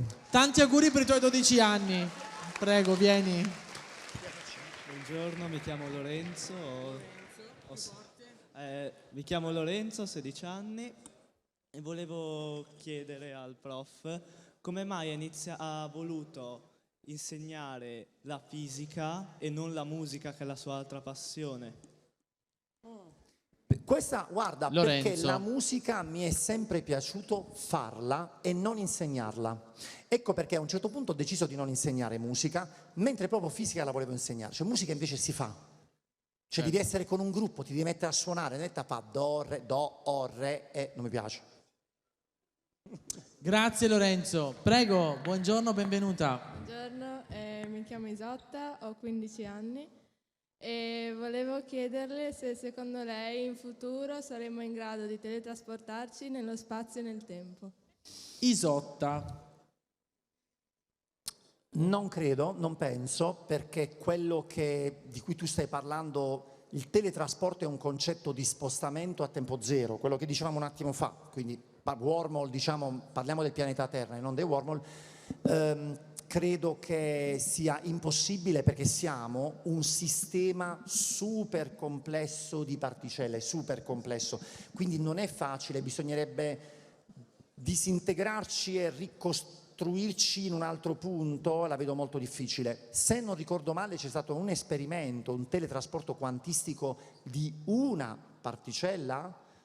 Non sono neanche sicuro, però noi siamo un sistema elegantemente complesso e se dovremo muoverci nello spazio dovremo muoverci con altre regole. Una di queste potrebbe essere quella che viene descritta come c'è un modo per spostarsi più velocemente nello spazio, però non mi ricordo, non mi viene il termine motore a curvatura. Ecco, il motore a curvatura, che è una cosa fantascientifica, però che ha delle basi interessanti, sfruttando sempre la relatività di Einstein. Quindi insomma ci sarà modo di spostarci, ma teletrasportarci, non lo so.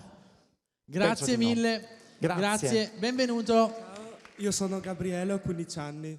Volevo chiedere una cosa a proposito della teoria del Big Bang, che adesso sappiamo che l'universo è in espansione, ma secondo lei un giorno si ricomprimerà e quindi sarà ogni volta riesploderà e ricomprimerà?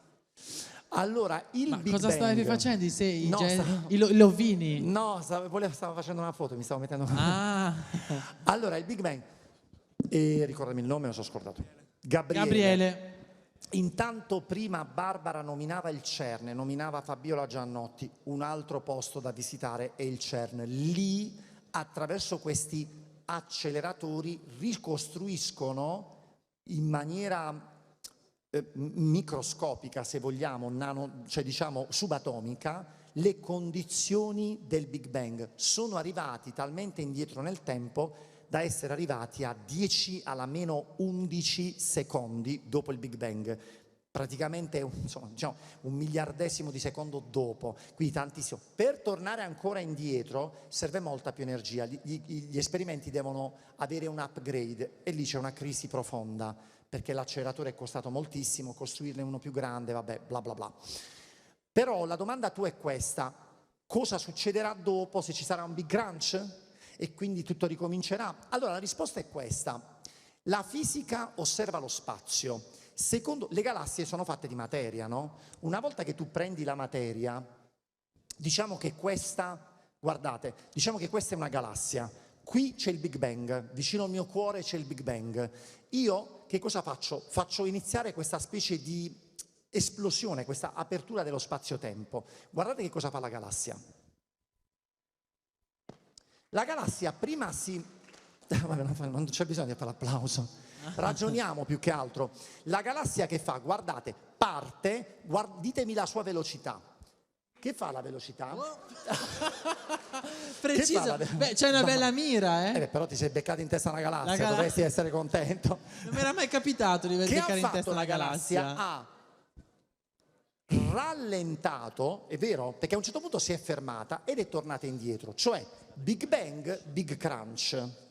Purtroppo, cioè non è una questione di purtroppo, l'universo non sta facendo questo. Secondo le osservazioni, le galassie stanno accelerando. Cioè come se io lanciassi questo cuscinetto e questo continuasse ad aumentare la sua velocità e accelerare sempre di più. Quindi si stanno allontanando sempre di più. Questo è valso un premio Nobel, questo tipo di osservazione. Questo che cosa ci dice? Che si sta formando nell'universo sempre più vuoto. Sempre più vuoto, c'è sempre più spazio vuoto. Allora la fisica dice, un'altra cosa, perché dovrebbe tornare indietro? Perché si dovrebbe creare il Big Crunch? Per la forza gravitazionale, perché queste masse si attraggono ad un certo punto, no? Perché sto coso, perché torna giù? Quasi. Perché torna giù? Perché viene attratto dalla Terra. Allora c'è evidentemente qualcos'altro. A questo qualcos'altro la fisica dà un nome. La chiama energia oscura, ma non dà nessun tipo di dettaglio. Cioè al momento di questa energia oscura, ovvero di questa pressione che sta allontanando tutte le galassie e creando sempre più vuoto, non si sa assolutamente nulla. Bisogna capire, sarete voi, la vostra generazione, che forse riuscirà a dare una risposta. Piaciuta? Bello, grazie mille. Allora, abbiamo tante domande, Vincenzo, abbiamo mezz'ora. Vai. Allora, mi chiamo Kevin e ho una domanda. Tu al liceo oppure all'università hai mai copiato un esame? Però non si fa, giusto? Allora ragazzi, scusate ragazzi, sarebbero ipocriti quelli che vi dicono non ho mai copiato. Voglio dire, ma io sai perché ho copiato? Io quando mi è capitato di copiare latino, Madonna, mi piaceva il latino a me. Non mi piaceva. Poi ho invitato Di Freddi in trasmissione, ha detto la stessa cosa. Di Freddi ha detto che non ha scelto il liceo perché non gli piaceva il latino. Però devo dire una cosa del latino. Io ho fatto i primi 2 anni latino, proprio la grammatica, la traduzione, non ce la facevo, ragazzi, non ce la facevo. Ma quando ho cominciato a studiare letteratura latina, io mi sono ricreduto.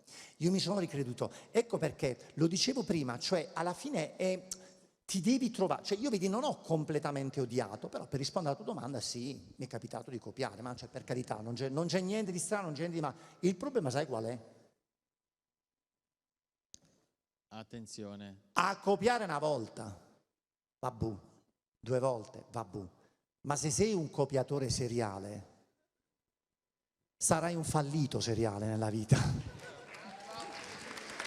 Bello, grazie. Prego, insieme siete? Vai. Io sono Elena, 15 anni. Aspetta, scusa. Cioè, voglio dire, una volta che copi. Cosa hai imparato? Nulla. No, non hai imparato nulla, ma una volta che devi scrivere un progetto, devi vincere un concorso, devi fare un colloquio di lavoro, e che devi fare? Devi chiamare quello che ti ha fatto copiare? Hai già capito? Prego. Vai. Io sono Elena, 15 anni. Io sono Iris, anche io ho 15 anni. Vai ragazze. La nostra domanda è, c'è mai stato un momento dove pensate di mollare tutto? Se sì, come hai superato tutte le difficoltà? Allora, Elena è Elissa. Iris. Elena e Iris. Iris. Capito? Come... Allora, sì, certo c'è stato il momento in cui ho pensato di mollare tutto, sì. Chi mi ha aiutato? Il mio compagno, Francesco, perché lui vede tutto da fuori e dice te la prendi troppo, la vita è troppo bella per prendersela per le cose che appartengono agli altri e non a te. Quindi io ho la fortuna, e lo devo dire, ho la fortuna di avere una persona accanto che mi sopporta innanzitutto, perché la prima cosa che fa Francesco è sopportarmi, e poi mi sa essere vicino quando io crollo, perché ti posso assicurare che crollo, ogni tanto purtroppo crollo, perché il mondo è cattivo, la gente è cattiva, la gente è invidiosa, è malvagia, e non capisce, la gente invidiosa, che quella invidia fa male a loro innanzitutto provarla, perché quando vivi di invidia vivi grigio, non vivi a colori, cioè non proietti te, stai sempre a pensare agli altri. Invece nella vita bisogna molto concentrarsi sulla propria crescita personale.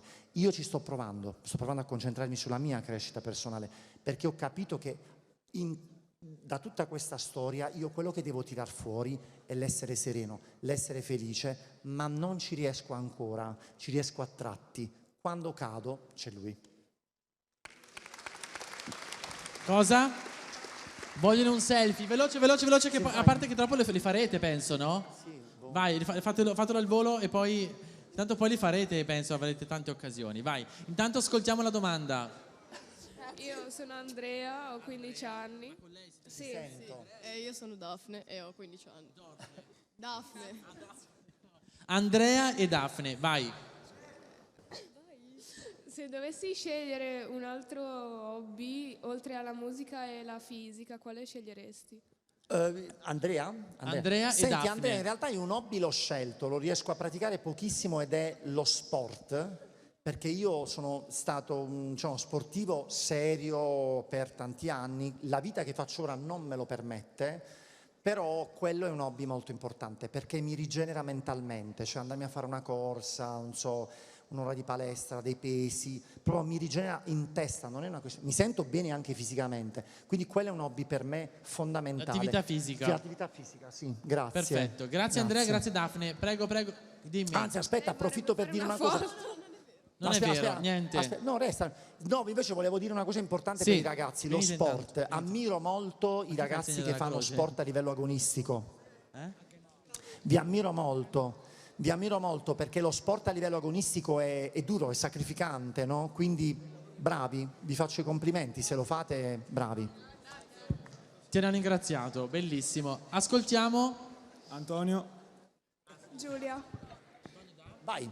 Da Napoli. Allora, innanzitutto volevo dire che per me è un grande onore essere qua perché io ho capito la fisica solamente grazie a lei.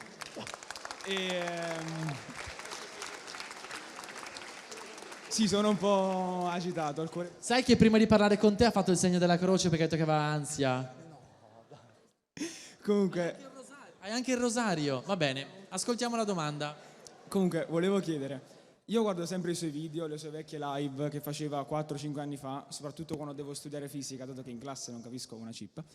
E quindi grazie a lei la capisco. E volevo chiedere, come fa a essere sempre così coinvolgente, paziente, soprattutto quando fa il gioco della campanellina, mi ricordo benissimo. Io faccio i problemi grazie a lei, una volta che li risolvo sono sempre molto più soddisfatto di quando li faccio in classe. E senti la campanellina nella tua testa, lo trovi in quel momento. Sì. Qual è il gioco della campanellina? Niente, io durante le live non faccio lezione e parlo e basta, faccio delle domande a chi segue la live, quindi io lancio delle domande su una formula, su una proporzionalità, su un risultato, su un'intuizione per qualcosa e quindi nella chat iniziano a venire fuori le risposte ed è un momento che a me piace moltissimo perché proprio si riempie di risposte e quindi il primo che risponde io lo metto in evidenza e faccio ding ding ding, cioè suono la campanella, perché secondo me è una soddisfazione incredibile per chi studia sentirsi apprezzato. Quindi questa è una cosa che mi piace molto fare perché io ritengo che nella fase di studio essere apprezzati sia molto importante. È anche importante però essere redarguiti, cioè quando una cosa non va bene ti dire oh date da fare, hai capito? Quindi una cosa e l'altra. E ricordami la domanda però, scusami, perché mi sono perso. Come fa a essere sono emozionato. Come fa a essere così paziente? Esatto. Non lo so, mi viene naturale. Cioè io a volte mi sono un po' agitato durante alcune live perché entrava gente che diceva parolacce e questa cosa mi ha proprio fatto agitare. Cioè, ma io ho detto, ma perché? Cioè, per quale motivo? E sono cosiddetti trolls, no? Vabbè, entrano perché non c'hanno da fare niente. Ecco perché non capisco la gente che perde tempo nella vita invece quando il tempo è preziosissimo. Sono paziente perché in realtà mi piace anche quando qualcuno risponde, sbaglia in quel momento, magari la risposta è sbagliata, cioè dire, no attenzione, occhio, riprendiamo e così. E io sono uguale, identico in classe, penso però che sia parte del mestiere. Cioè credo che sia proprio parte del mestiere insegnante. Infatti molti mi dicono, amici miei, no, io non potrei mai fare l'insegnante perché non sono paziente. Cioè per me spiegare 2 volte è pazzisco. Invece no, un insegnante teoricamente è sempre paziente, quindi... Bello, bellissimo. Grazie ragazzi, prego. It's your turn. Would you like to ask the question in English? You wouldn't. In English? Io pensavo che fossi tu. No, ti prego, it was me. please. It was me. Just try. Please ask me something in Non sono English. così brava. Don't be afraid. No, it's not a question to be, very, very, Excellent. No, just try it. Just talk in English. I will appreciate it. No, perché come ti chiami? Eva. No, ma sapete Eva, perché? you got fans. Ragazzi, sapete perché? Perché io 6 anni fa non sapevo niente di inglese. Io ho costruito l'inglese come seconda lingua online, grazie alla potenza della rete. Io non sapevo dire nulla, adesso lo parlo come seconda lingua. Vi stimolo però a pensare diversamente la lingua. Allora, facciamo una cosa. La lingua non è perfection, la lingua è communication, cioè tu devi comunicare con qualcuno. Questa cosa l'ho imparata, Barbara, al CERN. Io quando sono arrivato al CERN, senti sta storia, al CERN ci sono 11.000 persone che lavorano là dentro, ok? La media dell'età è bassissima. Bassissima, fate conto, 25 anni, cioè praticamente sono tutti giovanissimi, vengono da tutto il mondo. Chi sono i madrelingua inglese? Pochissimi, tutti gli altri sono spagnoli, tedeschi, francesi, indiani. Se senti parlare l'inglese, gli indiani, è difficilissimo. Però non gliene frega niente, ragazzi, non gliene frega niente, perché devono soltanto comunicare fra loro. A loro non gliene frega niente degli errori, non gliene frega niente della pronuncia. La pronuncia, ma che stanno a pensare alla pronuncia? Quindi stanno a pensare agli esperimenti. Quindi vedi questi gruppi misti di gente che lavora insieme e parla un inglese, diremmo maccheronico, ma chi se ne frega? Tra l'altro i maccheroni sono molto buoni. Vai la domanda. Vai, the question in English, please. Okay, She got a suggestion from me. Thank you so much. Okay, let's try it. So, do you have any suggestion? Suggestion. Quella roba. Fa niente, vado a capire. For our test tomorrow, perché abbiamo la prima. No. Yeah, you have a You have to test tomorrow. continue. You have to Okay. continue in English because tomorrow you have. Which kind of test do you have to do tomorrow? Because tomorrow we have our first physics test. Wow, that's amazing. Let's an applause to Eva. You know, I'm joking. Brava, thank you so much for the question. Okay, today is the last day before the test. You have to do just one thing. Pray.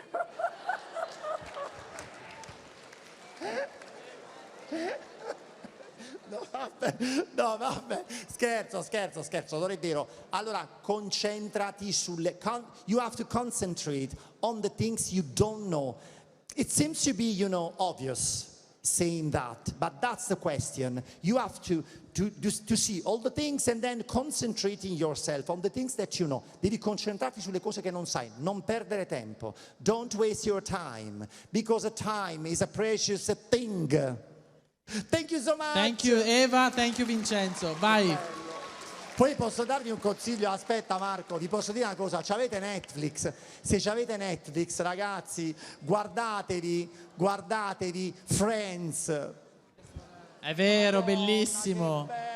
Guardatevi Friends in inglese, sono Tu lo vedi? Lui lo vede, tu lo vedi, lo vede tu, Friends? lo vedi? Ma in inglese è bugia, Bravo. in inglese, in italiano, veramente?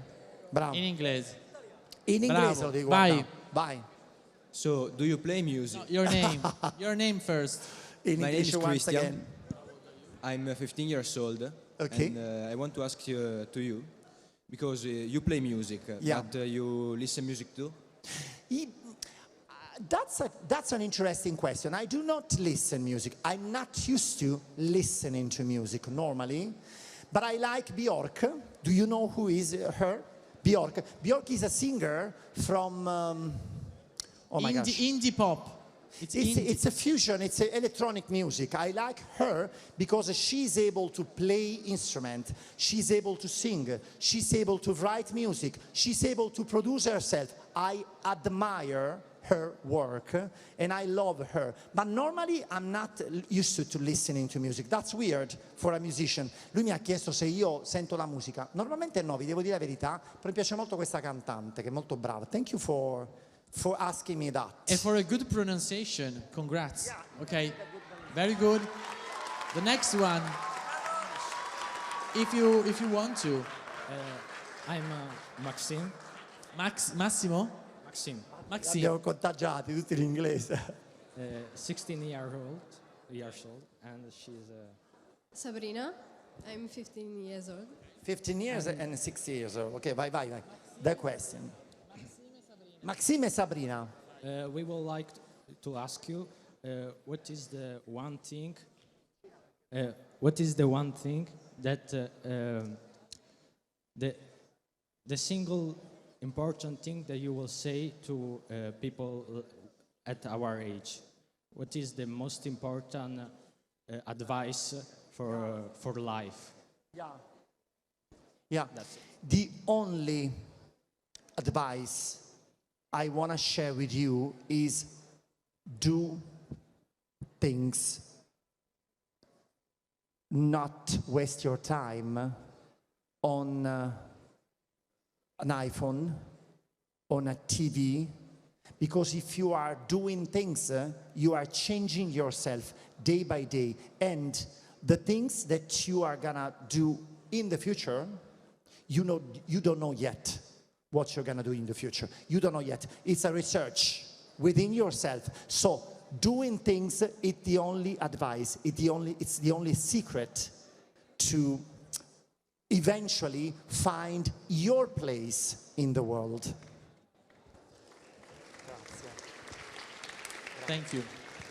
Che emozione. He would like to add something. Tradotto in italiano quello che io dico sempre, fate cose continuamente, non perdete tempo ragazzi perché il tempo è preziosissimo. And also similar to this, No, but you can ask 2 questions. We have a lot of questions. There are lots it's the of same. people. Queuing, questo è un verbo inglese, to queue. British people say to queue, meaning stare in coda. Are you queuing? Quando vai a London, are you queuing? No, I'm not. Ok. Interesting. Niente, allora siamo ai prossimi. Vai, Grazie prossimi, the comunque. next one. Thank Vai, you so grazie much. mille. Vai. Hi, my name is Giovanni. I'm 14 years old. And my question is, sometimes in life there might be a failure. How do you motivate yourself to continue, to stand up and continue? What a good pronunciation. Yeah, good pronunciation. It's even a good question. When I fail, because failing is something that we do every day. So that's the thing. You have 2 choices. The first one is complain. Vuol dire lamentarsi.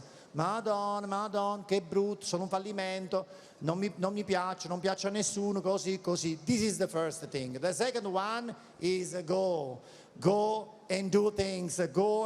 Don't think about your failure. Don't think about yourself. Think about doing things and full stop.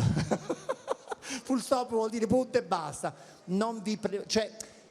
Quando vi sentite che avete fallito, tradotto in italiano, non vi lamentate, perché il lamento è la cosa più brutta che esiste nella vita, il lamento.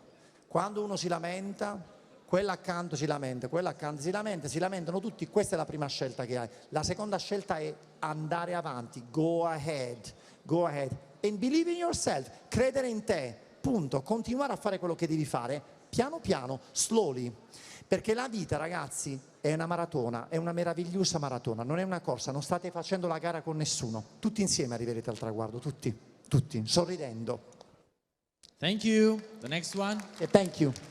Ciao, sono Antonio e ho 14 anni e volevo chiederti, io vedo spesso i tuoi video, come fai a essere sempre così positivo? Ricordami il nome, non me lo ricordo. Antonio. Però non l'avevi detto, Antonio, non l'avevi detto il nome. L'avevi detto che mi sono distratto io. Come faccio ad essere sempre positivo? Antonio, non sono sempre positivo. Cioè il problema è proprio quello. Posso raccontarti di alcune volte che io devo fare la live. Io faccio una live ogni lunedì sera, ogni lunedì alle 9. Secondo te io sto sempre allegro il lunedì alle 9? No. E che devo fare? Devo accendere e cominciare la live e incazzarmi? No. Allora tu te lo imponi come comportamento educato nei confronti e rispetto delle persone che accedono a quella live e ti stanno guardando. Essere positivi è una cosa che devi agli altri, non è una cosa che hai dentro. Quindi risposta, io non sono sempre positivo, non sto sempre bene, a volte sono molto molto arrabbiato con tante cose che succedono, però accendo quella live, inizio la mia lezione e dico: che devo fare ora? Devo fare lezione, devo fare il prof, devo entusiasmare le persone che mi guardano e quindi, bello, devo essere allegro. Poi spengo e mi ingazzo di nuovo. Grazie. Cosa vuoi dire? Dimmi. Volevo chiederle... No, ma non puoi fare la doppia domanda, altri, come ragazzi, facciamo? Ce ne sono troppi. Guardate gli altri. No, alla prossima occasione, vai. È peccato, dai. Salve, sono Riccardo e le volevo chiedere se... che consiglio dà ai suoi studenti quando magari non capiscono con lei? Non capiscono una lezione con me? Riccardo, la capiscono sempre. No, non è vero, bugia. No, non è vero. Allora no, non è vero. Certo, ci sono... Allora io il primo consiglio che do agli studenti è banalissimo. Stare attenti durante la lezione. Lo ripeto. Stare attenti durante la lezione, perché 9 volte su 10 il non aver capito una lezione dipende dal fatto che non si è attenti. Non si è attenti a quello che l'insegnante sta dicendo. 9 volte su 10 rimane una una volta su 10. Una volta su 10 io consiglio ai miei studenti di utilizzare tutte le altre risorse che hanno. Ci siamo scordati una risorsa preziosissima che c'è a scuola, si chiama libro di testo, ce la siamo dimenticata e ci siamo dimenticati che quando un professore spiega, non è il professore che ti deve dire vai sul libro, studia, tu non hai capito quella cosa? Vai sul libro, ti vai a trovare il passaggio, lo leggi, cerchi di capire. Non l'hai capito? Vai il giorno dopo dal professore e dici professore, scusi, io ho seguito la sua lezione, sono andato sul libro di testo, mi sono letto la lezione, ho chiesto a mia cugina che studia come a me allo scientifico, ho chiesto a mio padre per farmi dare una mano, ho provato a chiedere all'amico, ho provato a chiedere a Davide, eccetera. Professore, io non ho capito questo passaggio. Allora il professore, stai tranquillo, che se si rifiuta di spiegare di nuovo vuol dire che quello non deve fare il mestiere dell'insegnante. Stai tranquillo. Ma, quello è sicuro. Ma quando io sento gli studenti che mi dicono a me, professore, ieri ero assente, può rispiegare?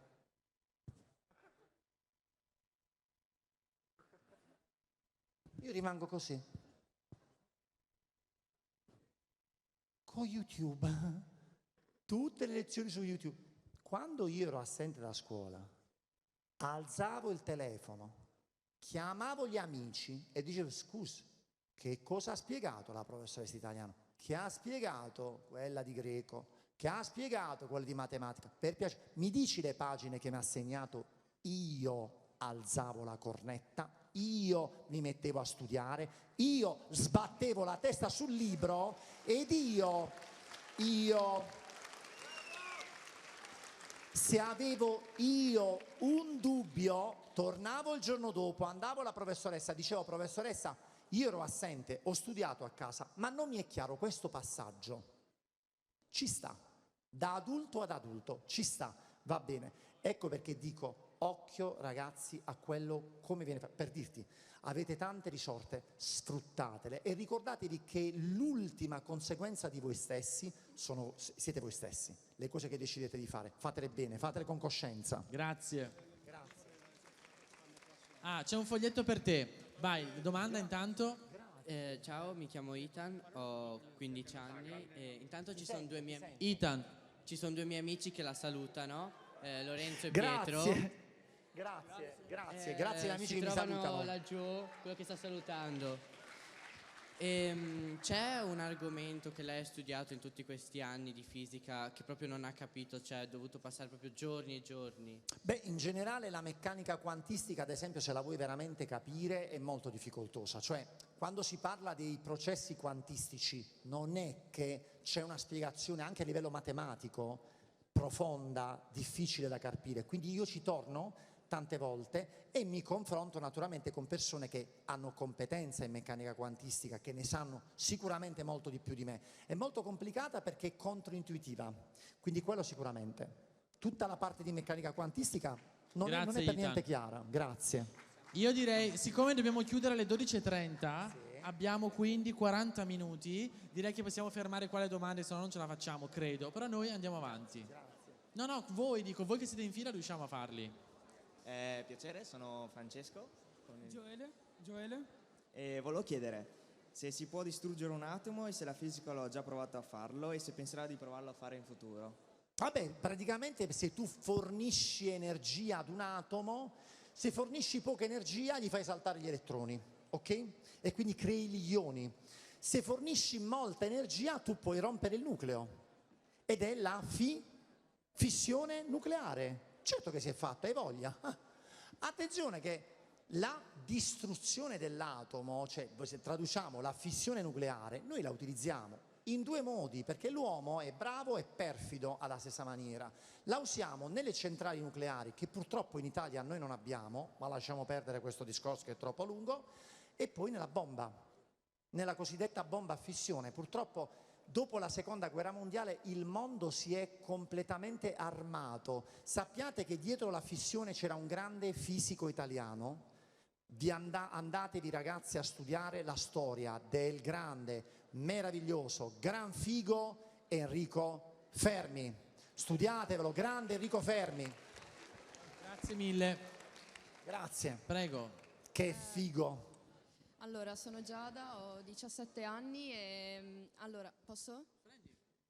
Allora, la domanda principale sarebbe, secondo lei, professore di fisica, come possiamo spiegare l'origine, diciamo, della coscienza umana, cioè l'anima in sé? Perché noi abbiamo studiato la teoria di Platone, la teoria delle idee e tutto, e secondo lui appunto l'anima deriva da un mondo superiore, però fisicamente, parlando proprio concetti fisici, come possiamo... Lei cosa ne pensa? E che affascinante, che meraviglioso questo discorso, che è bellissimo. Sappi che per la scienza è già complicatissimo ricostruire elettronicamente le informazioni che processa un millimetro quadro di cervello. Cioè noi qui dentro abbiamo una macchina che ha altro che ChatGPT, c'entra proprio niente. Abbiamo una macchina che non sfruttiamo per nulla, tra l'altro, qui dentro, proprio per nulla. C'è gente che non solo non la sfrutta, ma addirittura, vabbè, lasciamo perdere. Quindi questo, tu mi parli addirittura di coscienza umana, cioè come scientificamente si può immaginare la coscienza umana e come si può lavorare. Mi affascina, ma non saprei come risponderti. Ti posso soltanto dire questo, il pensiero dei filosofi. Tu hai nominato Platone, l'iperuranio. Mamma mia, che bello, la filosofia.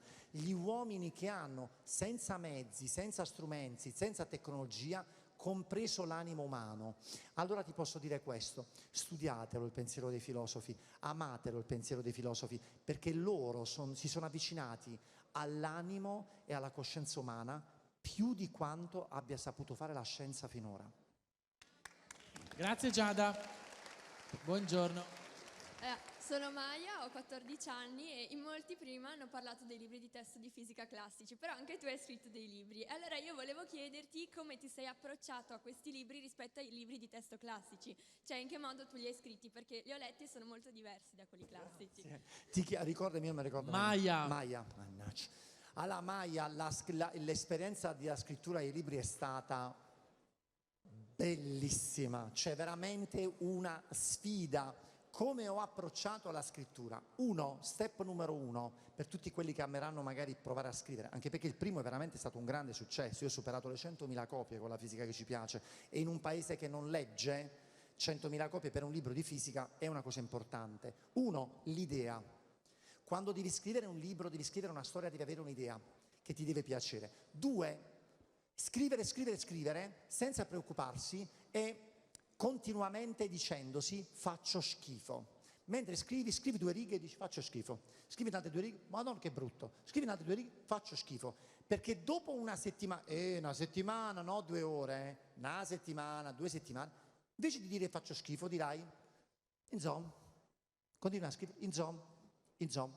Eccomi, finisci il primo capitolo, inizi il secondo. Dopo il secondo capitolo dici vabbè.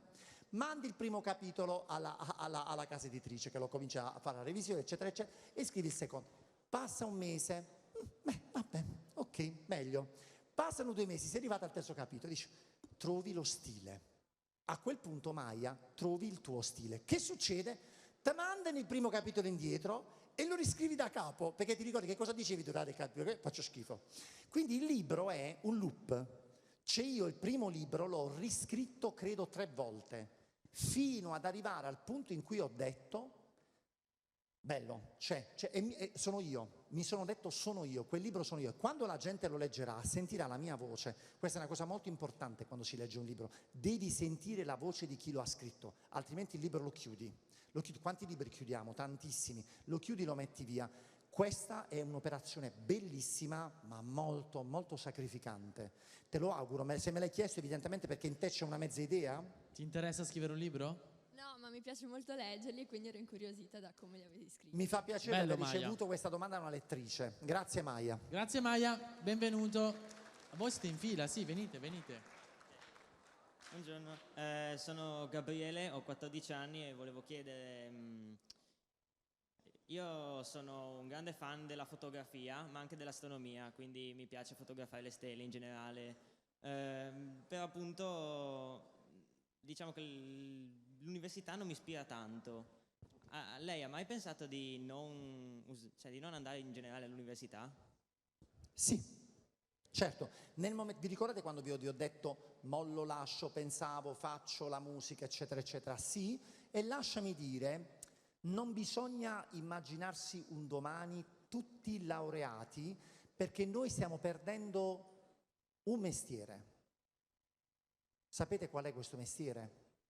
Lo so che non vi dirà nulla appena lo nominerò, però tu ti sei visto in quel mestiere, il mestiere dell'artigiano. Il fotografo è un artigiano, è un artista. Sì, sì, sì, lo stiamo perdendo. Non abbiate paura nel momento in cui avete una forte passione, se questa è una forte passione, di coltivarla e di non immaginarvi per forza l'università, perché l'università non la devono fare tutti, non deve essere una psicosi, se no crescerete laureati e infelici e nella vita non meritiamo di essere infelici. Grazie. E in Grazie bocca mille. al lupo. Benvenuta, vieni, tengo il microfono. Allora, mi chiamo Melody, ho 15 anni. Melody? Sì. Che bel nome. Grazie. E volevo anche io ringraziarla per i video che faceva su YouTube perché mi ha aiutato un sacco e non capivo niente di video. E volevo chiederle, mi saprebbe definire l'infinito?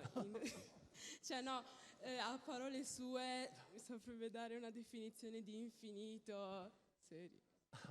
È scappato, non abbiamo più il nostro super ospite, è scappato. No, come faccio, Melody? Mi metti in crisi la definizione di infinito. Oh, Madonna mia. In poche parole. Ecco. Ma sai perché mi affascina, mi turba pensare a una cosa che è difficile da definire, perché veramente è impossibile definire qualcosa che ha sempre un concetto che va oltre. E che ti devo dire? Se vogliamo, ti posso dare questo tipo di definizione. È quel concetto al quale ambiamo tutta la vita, ogni giorno, cercando sempre più profondamente di capirci. Perché non ci capiremo mai, ma ci avvicineremo a capirci sempre di più. Quando si diventa più grandi, si diventa più maturi, no? Si dice Melody. In che senso? Ci si capisce un po' di più. Questo è l'infinito, è il senso della vita, è il senso di capirsi e non riuscire mai fino in fondo a perdonarsi per le cose che si fanno, perché ci vogliamo troppo male e mano a mano che cresciamo cerchiamo di volerci sempre più bene. Grazie Melody. Grazie Melody, benvenuti. Mi chiamo Dino, ho 15 anni. Dino. A me mi sta venendo il torcicollo. Mi chiamo Giovanni, ho 14 anni. Dino e Giovanni. Vai. Dino e Giovanni. Volevamo fare vai. una domanda al prof sulla relatività di Einstein. Vai. Se la poteva spiegare in maniera molto semplice, concisa e in maniera veloce. Faccio un esperimento. Allora, venite sul palco. Salite da qua, vai. Dino e Giovanni. Ma perché mi lasci il cappello, scusa? Vabbè, lascialo qua, vai. Lasciate tutto, venite sul palco. Togli la giacca, Come Dino. fai a stare con la giacca tu? Madonna santa. Allora, venite di qua. Allora, la relatività di Einstein, attenzione, Vai. facciamo questo esperimento. Beh, però ragazzi, rapidi, se deve essere relativo, dai, che il tempo non è relativo. Il tempo non è relativo. Attenzione, noi facciamo questo esperimento. Io sono Dino e Giovanni? Sì. Chi è Dino? Io. Allora, io sono la luce, cioè vado a che velocità? La luce, la velocità della luce. 300.000 chilometri al secondo, cioè in un secondo 300.000 chilometri. Facciamo finta che questa sia la velocità della luce, accontentiamoci. Dino va in un'astronave a 100.000 chilometri al secondo, ok? Giovanni va in un'astronave a 200.000 chilometri al secondo. Voi invece siete in un'astronave ferma, ok? Quindi avete velocità zero. Tu come fai a stare ferma? E state fermi, che ne so. Vi fermate. Allora partiamo, chiaramente io devo correre, tu devi correre un po' di meno rispetto a me, tu devi correre ancora di meno. Siete pronti? Pronti? Via! Ehi, tu devi correre di meno, non devi attaccare a lui, se no che vai alla stessa velocità sua. Abbiamo detto 100.000, 200.000, 300.000, quindi mano a mano dobbiamo staccarci. Via! Ok, perfetto. Facciamo i calcoli. Io, luce, a quanto vado rispetto a voi? Voi che misurate la mia velocità e che siete fermi, che velocità trovate? 300.000 km/h. Perfetto, venite qua. Dino, che va a 100.000 e misura la mia velocità. Attenti, 100.000 verso là, io 300.000 verso là. Lui quanto trova di me? Che velocità trova di me? Calcola di me? 200.000, perfetto. Giovanni che andava a 200.000, quanto trova di me? 100. E qua è la fregatura. E qui è la spiegazione della relatività. Einstein dice non è così. Dice la luce va sempre a 300.000 km al secondo rispetto a tutti.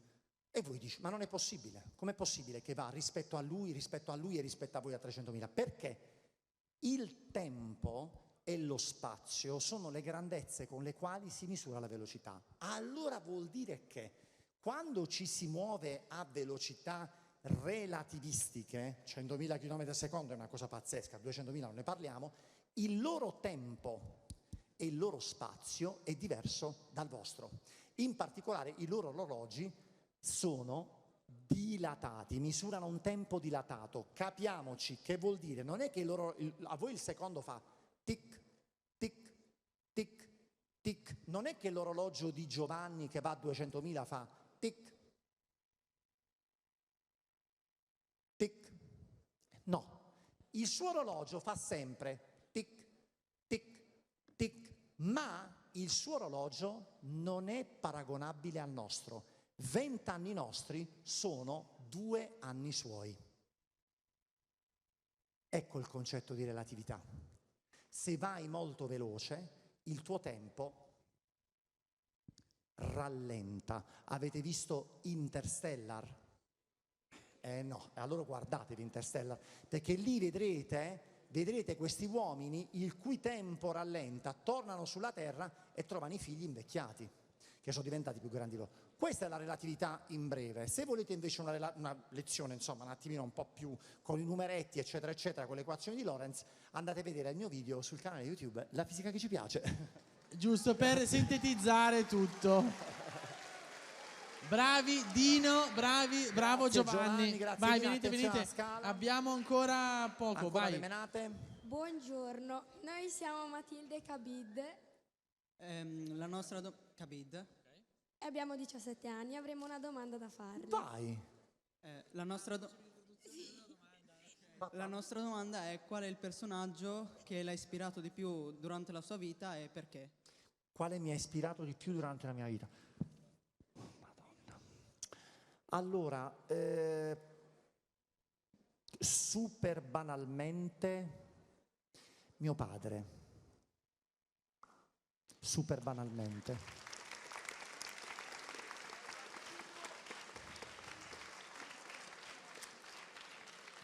Mio padre che c'è ancora, fortunatamente io ho sempre mio padre.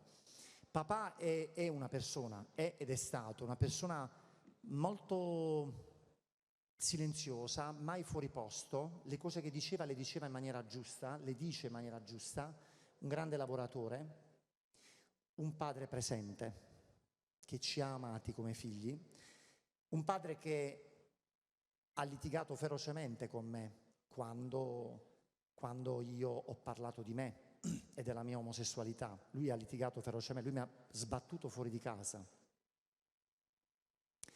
Ed era un periodo molto difficile quello là, io 1996, quindi insomma neanche il 2000. Però quel padre, quando ha fatto 70 anni, davanti a mio fratello, davanti a mamma, ha fatto una cosa che non c'era bisogno di fare, mi ha chiesto scusa, perché mi ha detto: io non ero pronto, io non sapevo cosa volesse dire ed essere una persona che ama una persona del proprio sesso. Per me era inconcepibile, non ero pronto. In questi anni io mi sono preparato, mi sono riavvicinato a te e ti chiedo scusa. Quindi necessariamente io devo dire che è la persona che mi ha insegnato di più, perché mi ha fatto capire che nella vita non dobbiamo mai avere paura di quello che non conosciamo e che si è sempre in tempo per conoscere, per perdonare e per volere bene. Prego, intanto ci ascoltiamo. Sono Massimo, ho 17 anni e volevo chiederle... C'è la foto in corso. Ti sento, Ok. ti sento. Massimo. Volevo chiederle se una persona vuole studiare fisica come ha fatto lei magari ed è un po' indeciso su quale università scegliere o su quale corso di fisica fare, cioè cosa consiglia di fare per capire cosa scegliere di studiare? Ti dico Massimo brevemente quello che ho fatto io. Io quando dovevo studiare all'università volevo fare matematica, fisica o medicina, queste erano le mie 3 scelte, ok? Che cosa ho fatto? Sono andato nei corsi di laurea, proprio negli edifici, nei building, per andare a vedere che aria tirava. Sono andato a parlare con i professori, mi sono presentato, mi sono affacciato a sentire qualche lezione e quando sono andato a fisica io mi sono innamorato di quell'ambiente, cioè ho trovato particolarmente stimolante quell'ambiente, cosa che non ho sentito a matematica, perché mi sembrava di entrare in un grande cubo di Rubik e questa cosa mi ha terrorizzato, men che meno a medicina, cioè mi ha terrorizzato l'idea di dover fare un'autopsia o assistere a un'autopsia il primo anno, era una cosa proprio che mi turbava.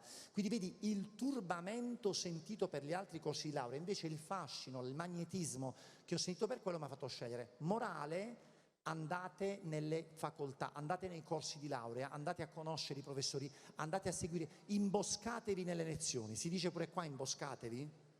Imboscarsi vuol dire entrare di nascosto. Sì, ma penso, io sono nordico, bergamasco si dice a Bergamo. Imboscatevi, andate a vedere le lezioni, perché solo quello ti darà una risposta vera. Bocca al lupo. Vai, foto, Massimo. Ascoltiamo, vai. My name is Sophia. I'm 16 years old. And English. Sophia, like Thank my you, niece. Sophia, vai. I recently got a question on my mind about that's related to space. What really is the black matter? Is it really nothingness, or is there something that we just can't see? Are you talking about black matter or dark matter? Because physics studies dark matter. Yeah, the dark one. The dark one. Allora, Thank you, dark Sophia. matter, yeah. She asked me about dark matter. What is dark matter? La materia oscura. Dark matter, because black matter doesn't exist in physics. Cioè non esiste la materia black, nera, ma esiste la materia oscura. When physicists do observations, they see galaxies going around, rotating.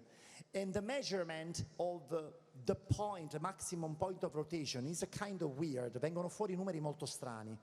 The justification of that is the existence of something else, unknown. La giustificazione di questa è l'esistenza di qualcosa di sconosciuto. Physics calls that dark matter.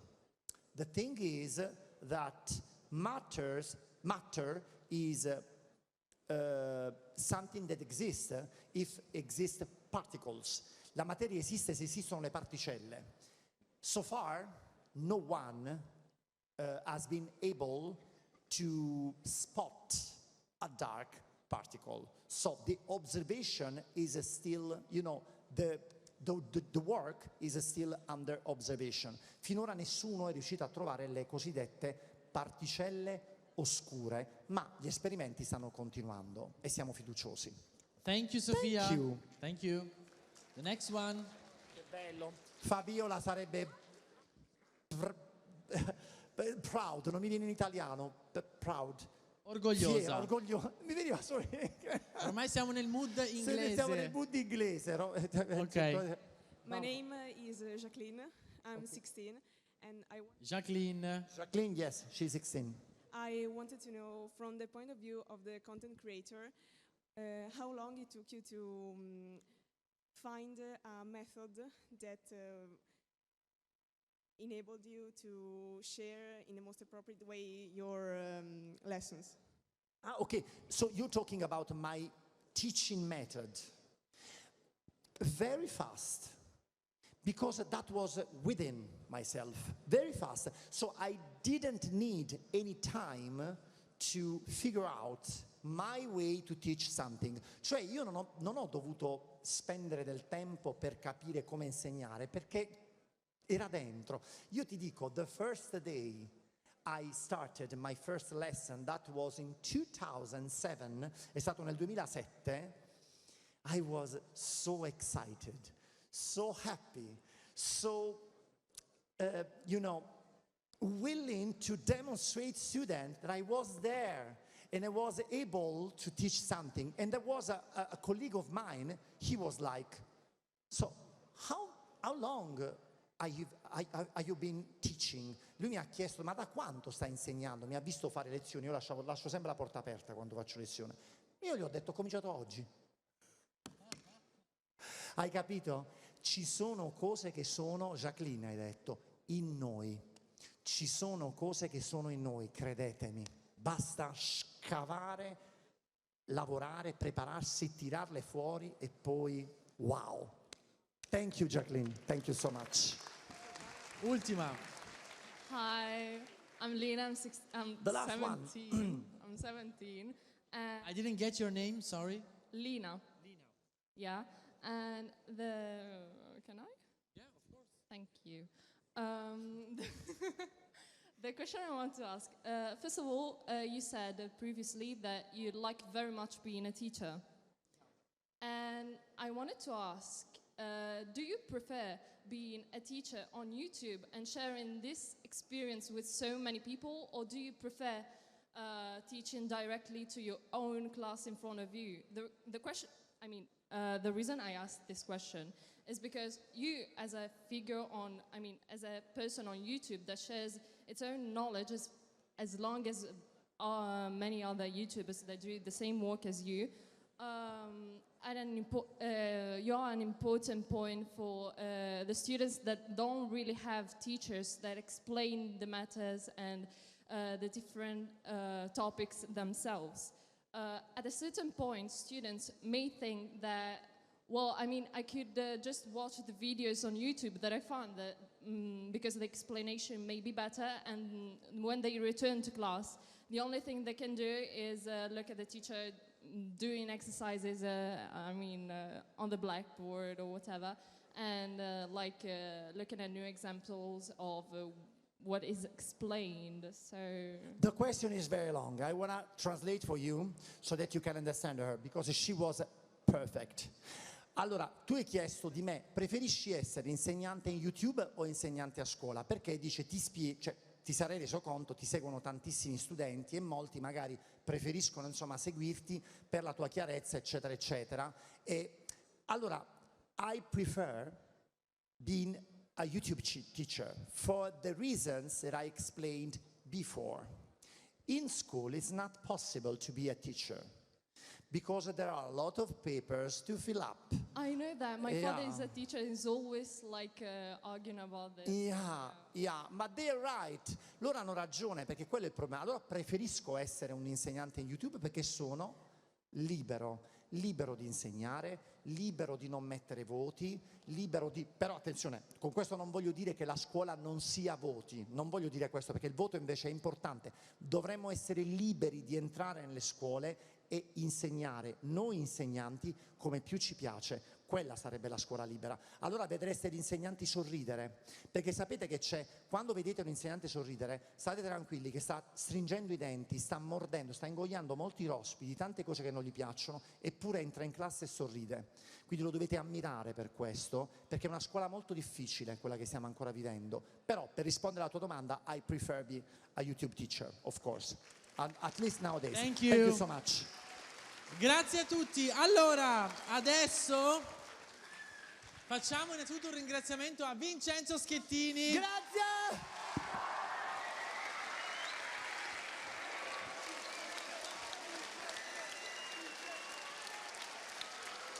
Continuate.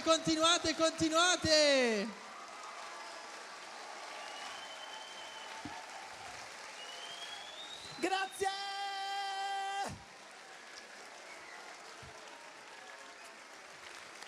Allora, adesso Vincenzo rimane qui come co-conduciamo la parte finale. Due cose vi devo dire. La prima, mi mostrate il QR code che tutti voi dovrete inquadrare per il questionario. Me lo mostrate, regia? Eccolo qua. Tanto non vi devo spiegare nulla. Questo è un questionario, ve lo ripeto, in forma anonima, quindi non avete la pressione di oddio, ma sanno chi sono, cosa ho risposto, no? Quindi inquadratelo tutti e rispondete, potete farlo anche dopo. E invece per la parte finale, Vincenzo, io chiamo tutto lo staff sul palco per la foto. Mi è stata chiesta questa cosa, quindi saliamo tutta l'equipe, Barbara, tutti quanti, aiutatemi, e salite tutti, Agostino, tutti sul palco per la foto con tutto il pubblico, ovviamente. Tutti sul palco. Facciamo un applauso! Magnifico rettore, tutti. Siete presi dal questionario.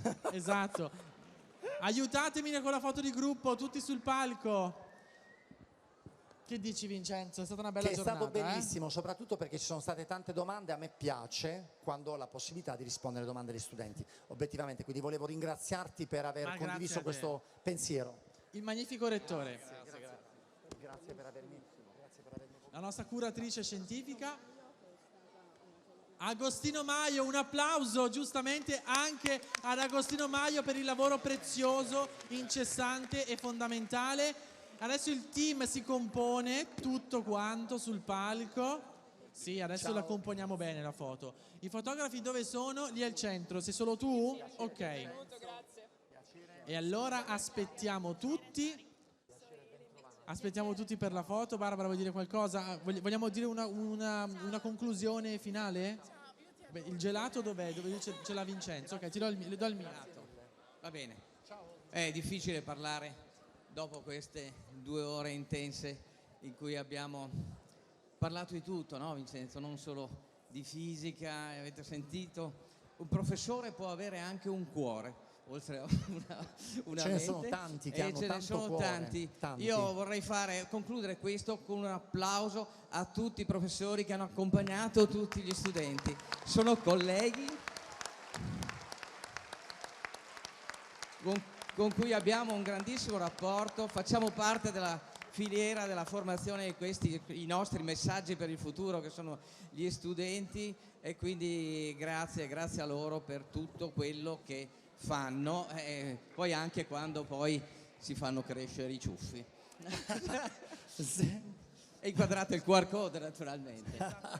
Ecco, ci dobbiamo distribuire. E grazie a Vincenzo, ovviamente, per essere... Adesso, fotografi, ci mettiamo in posa? Va bene, quindi ci mettiamo giù? Vai.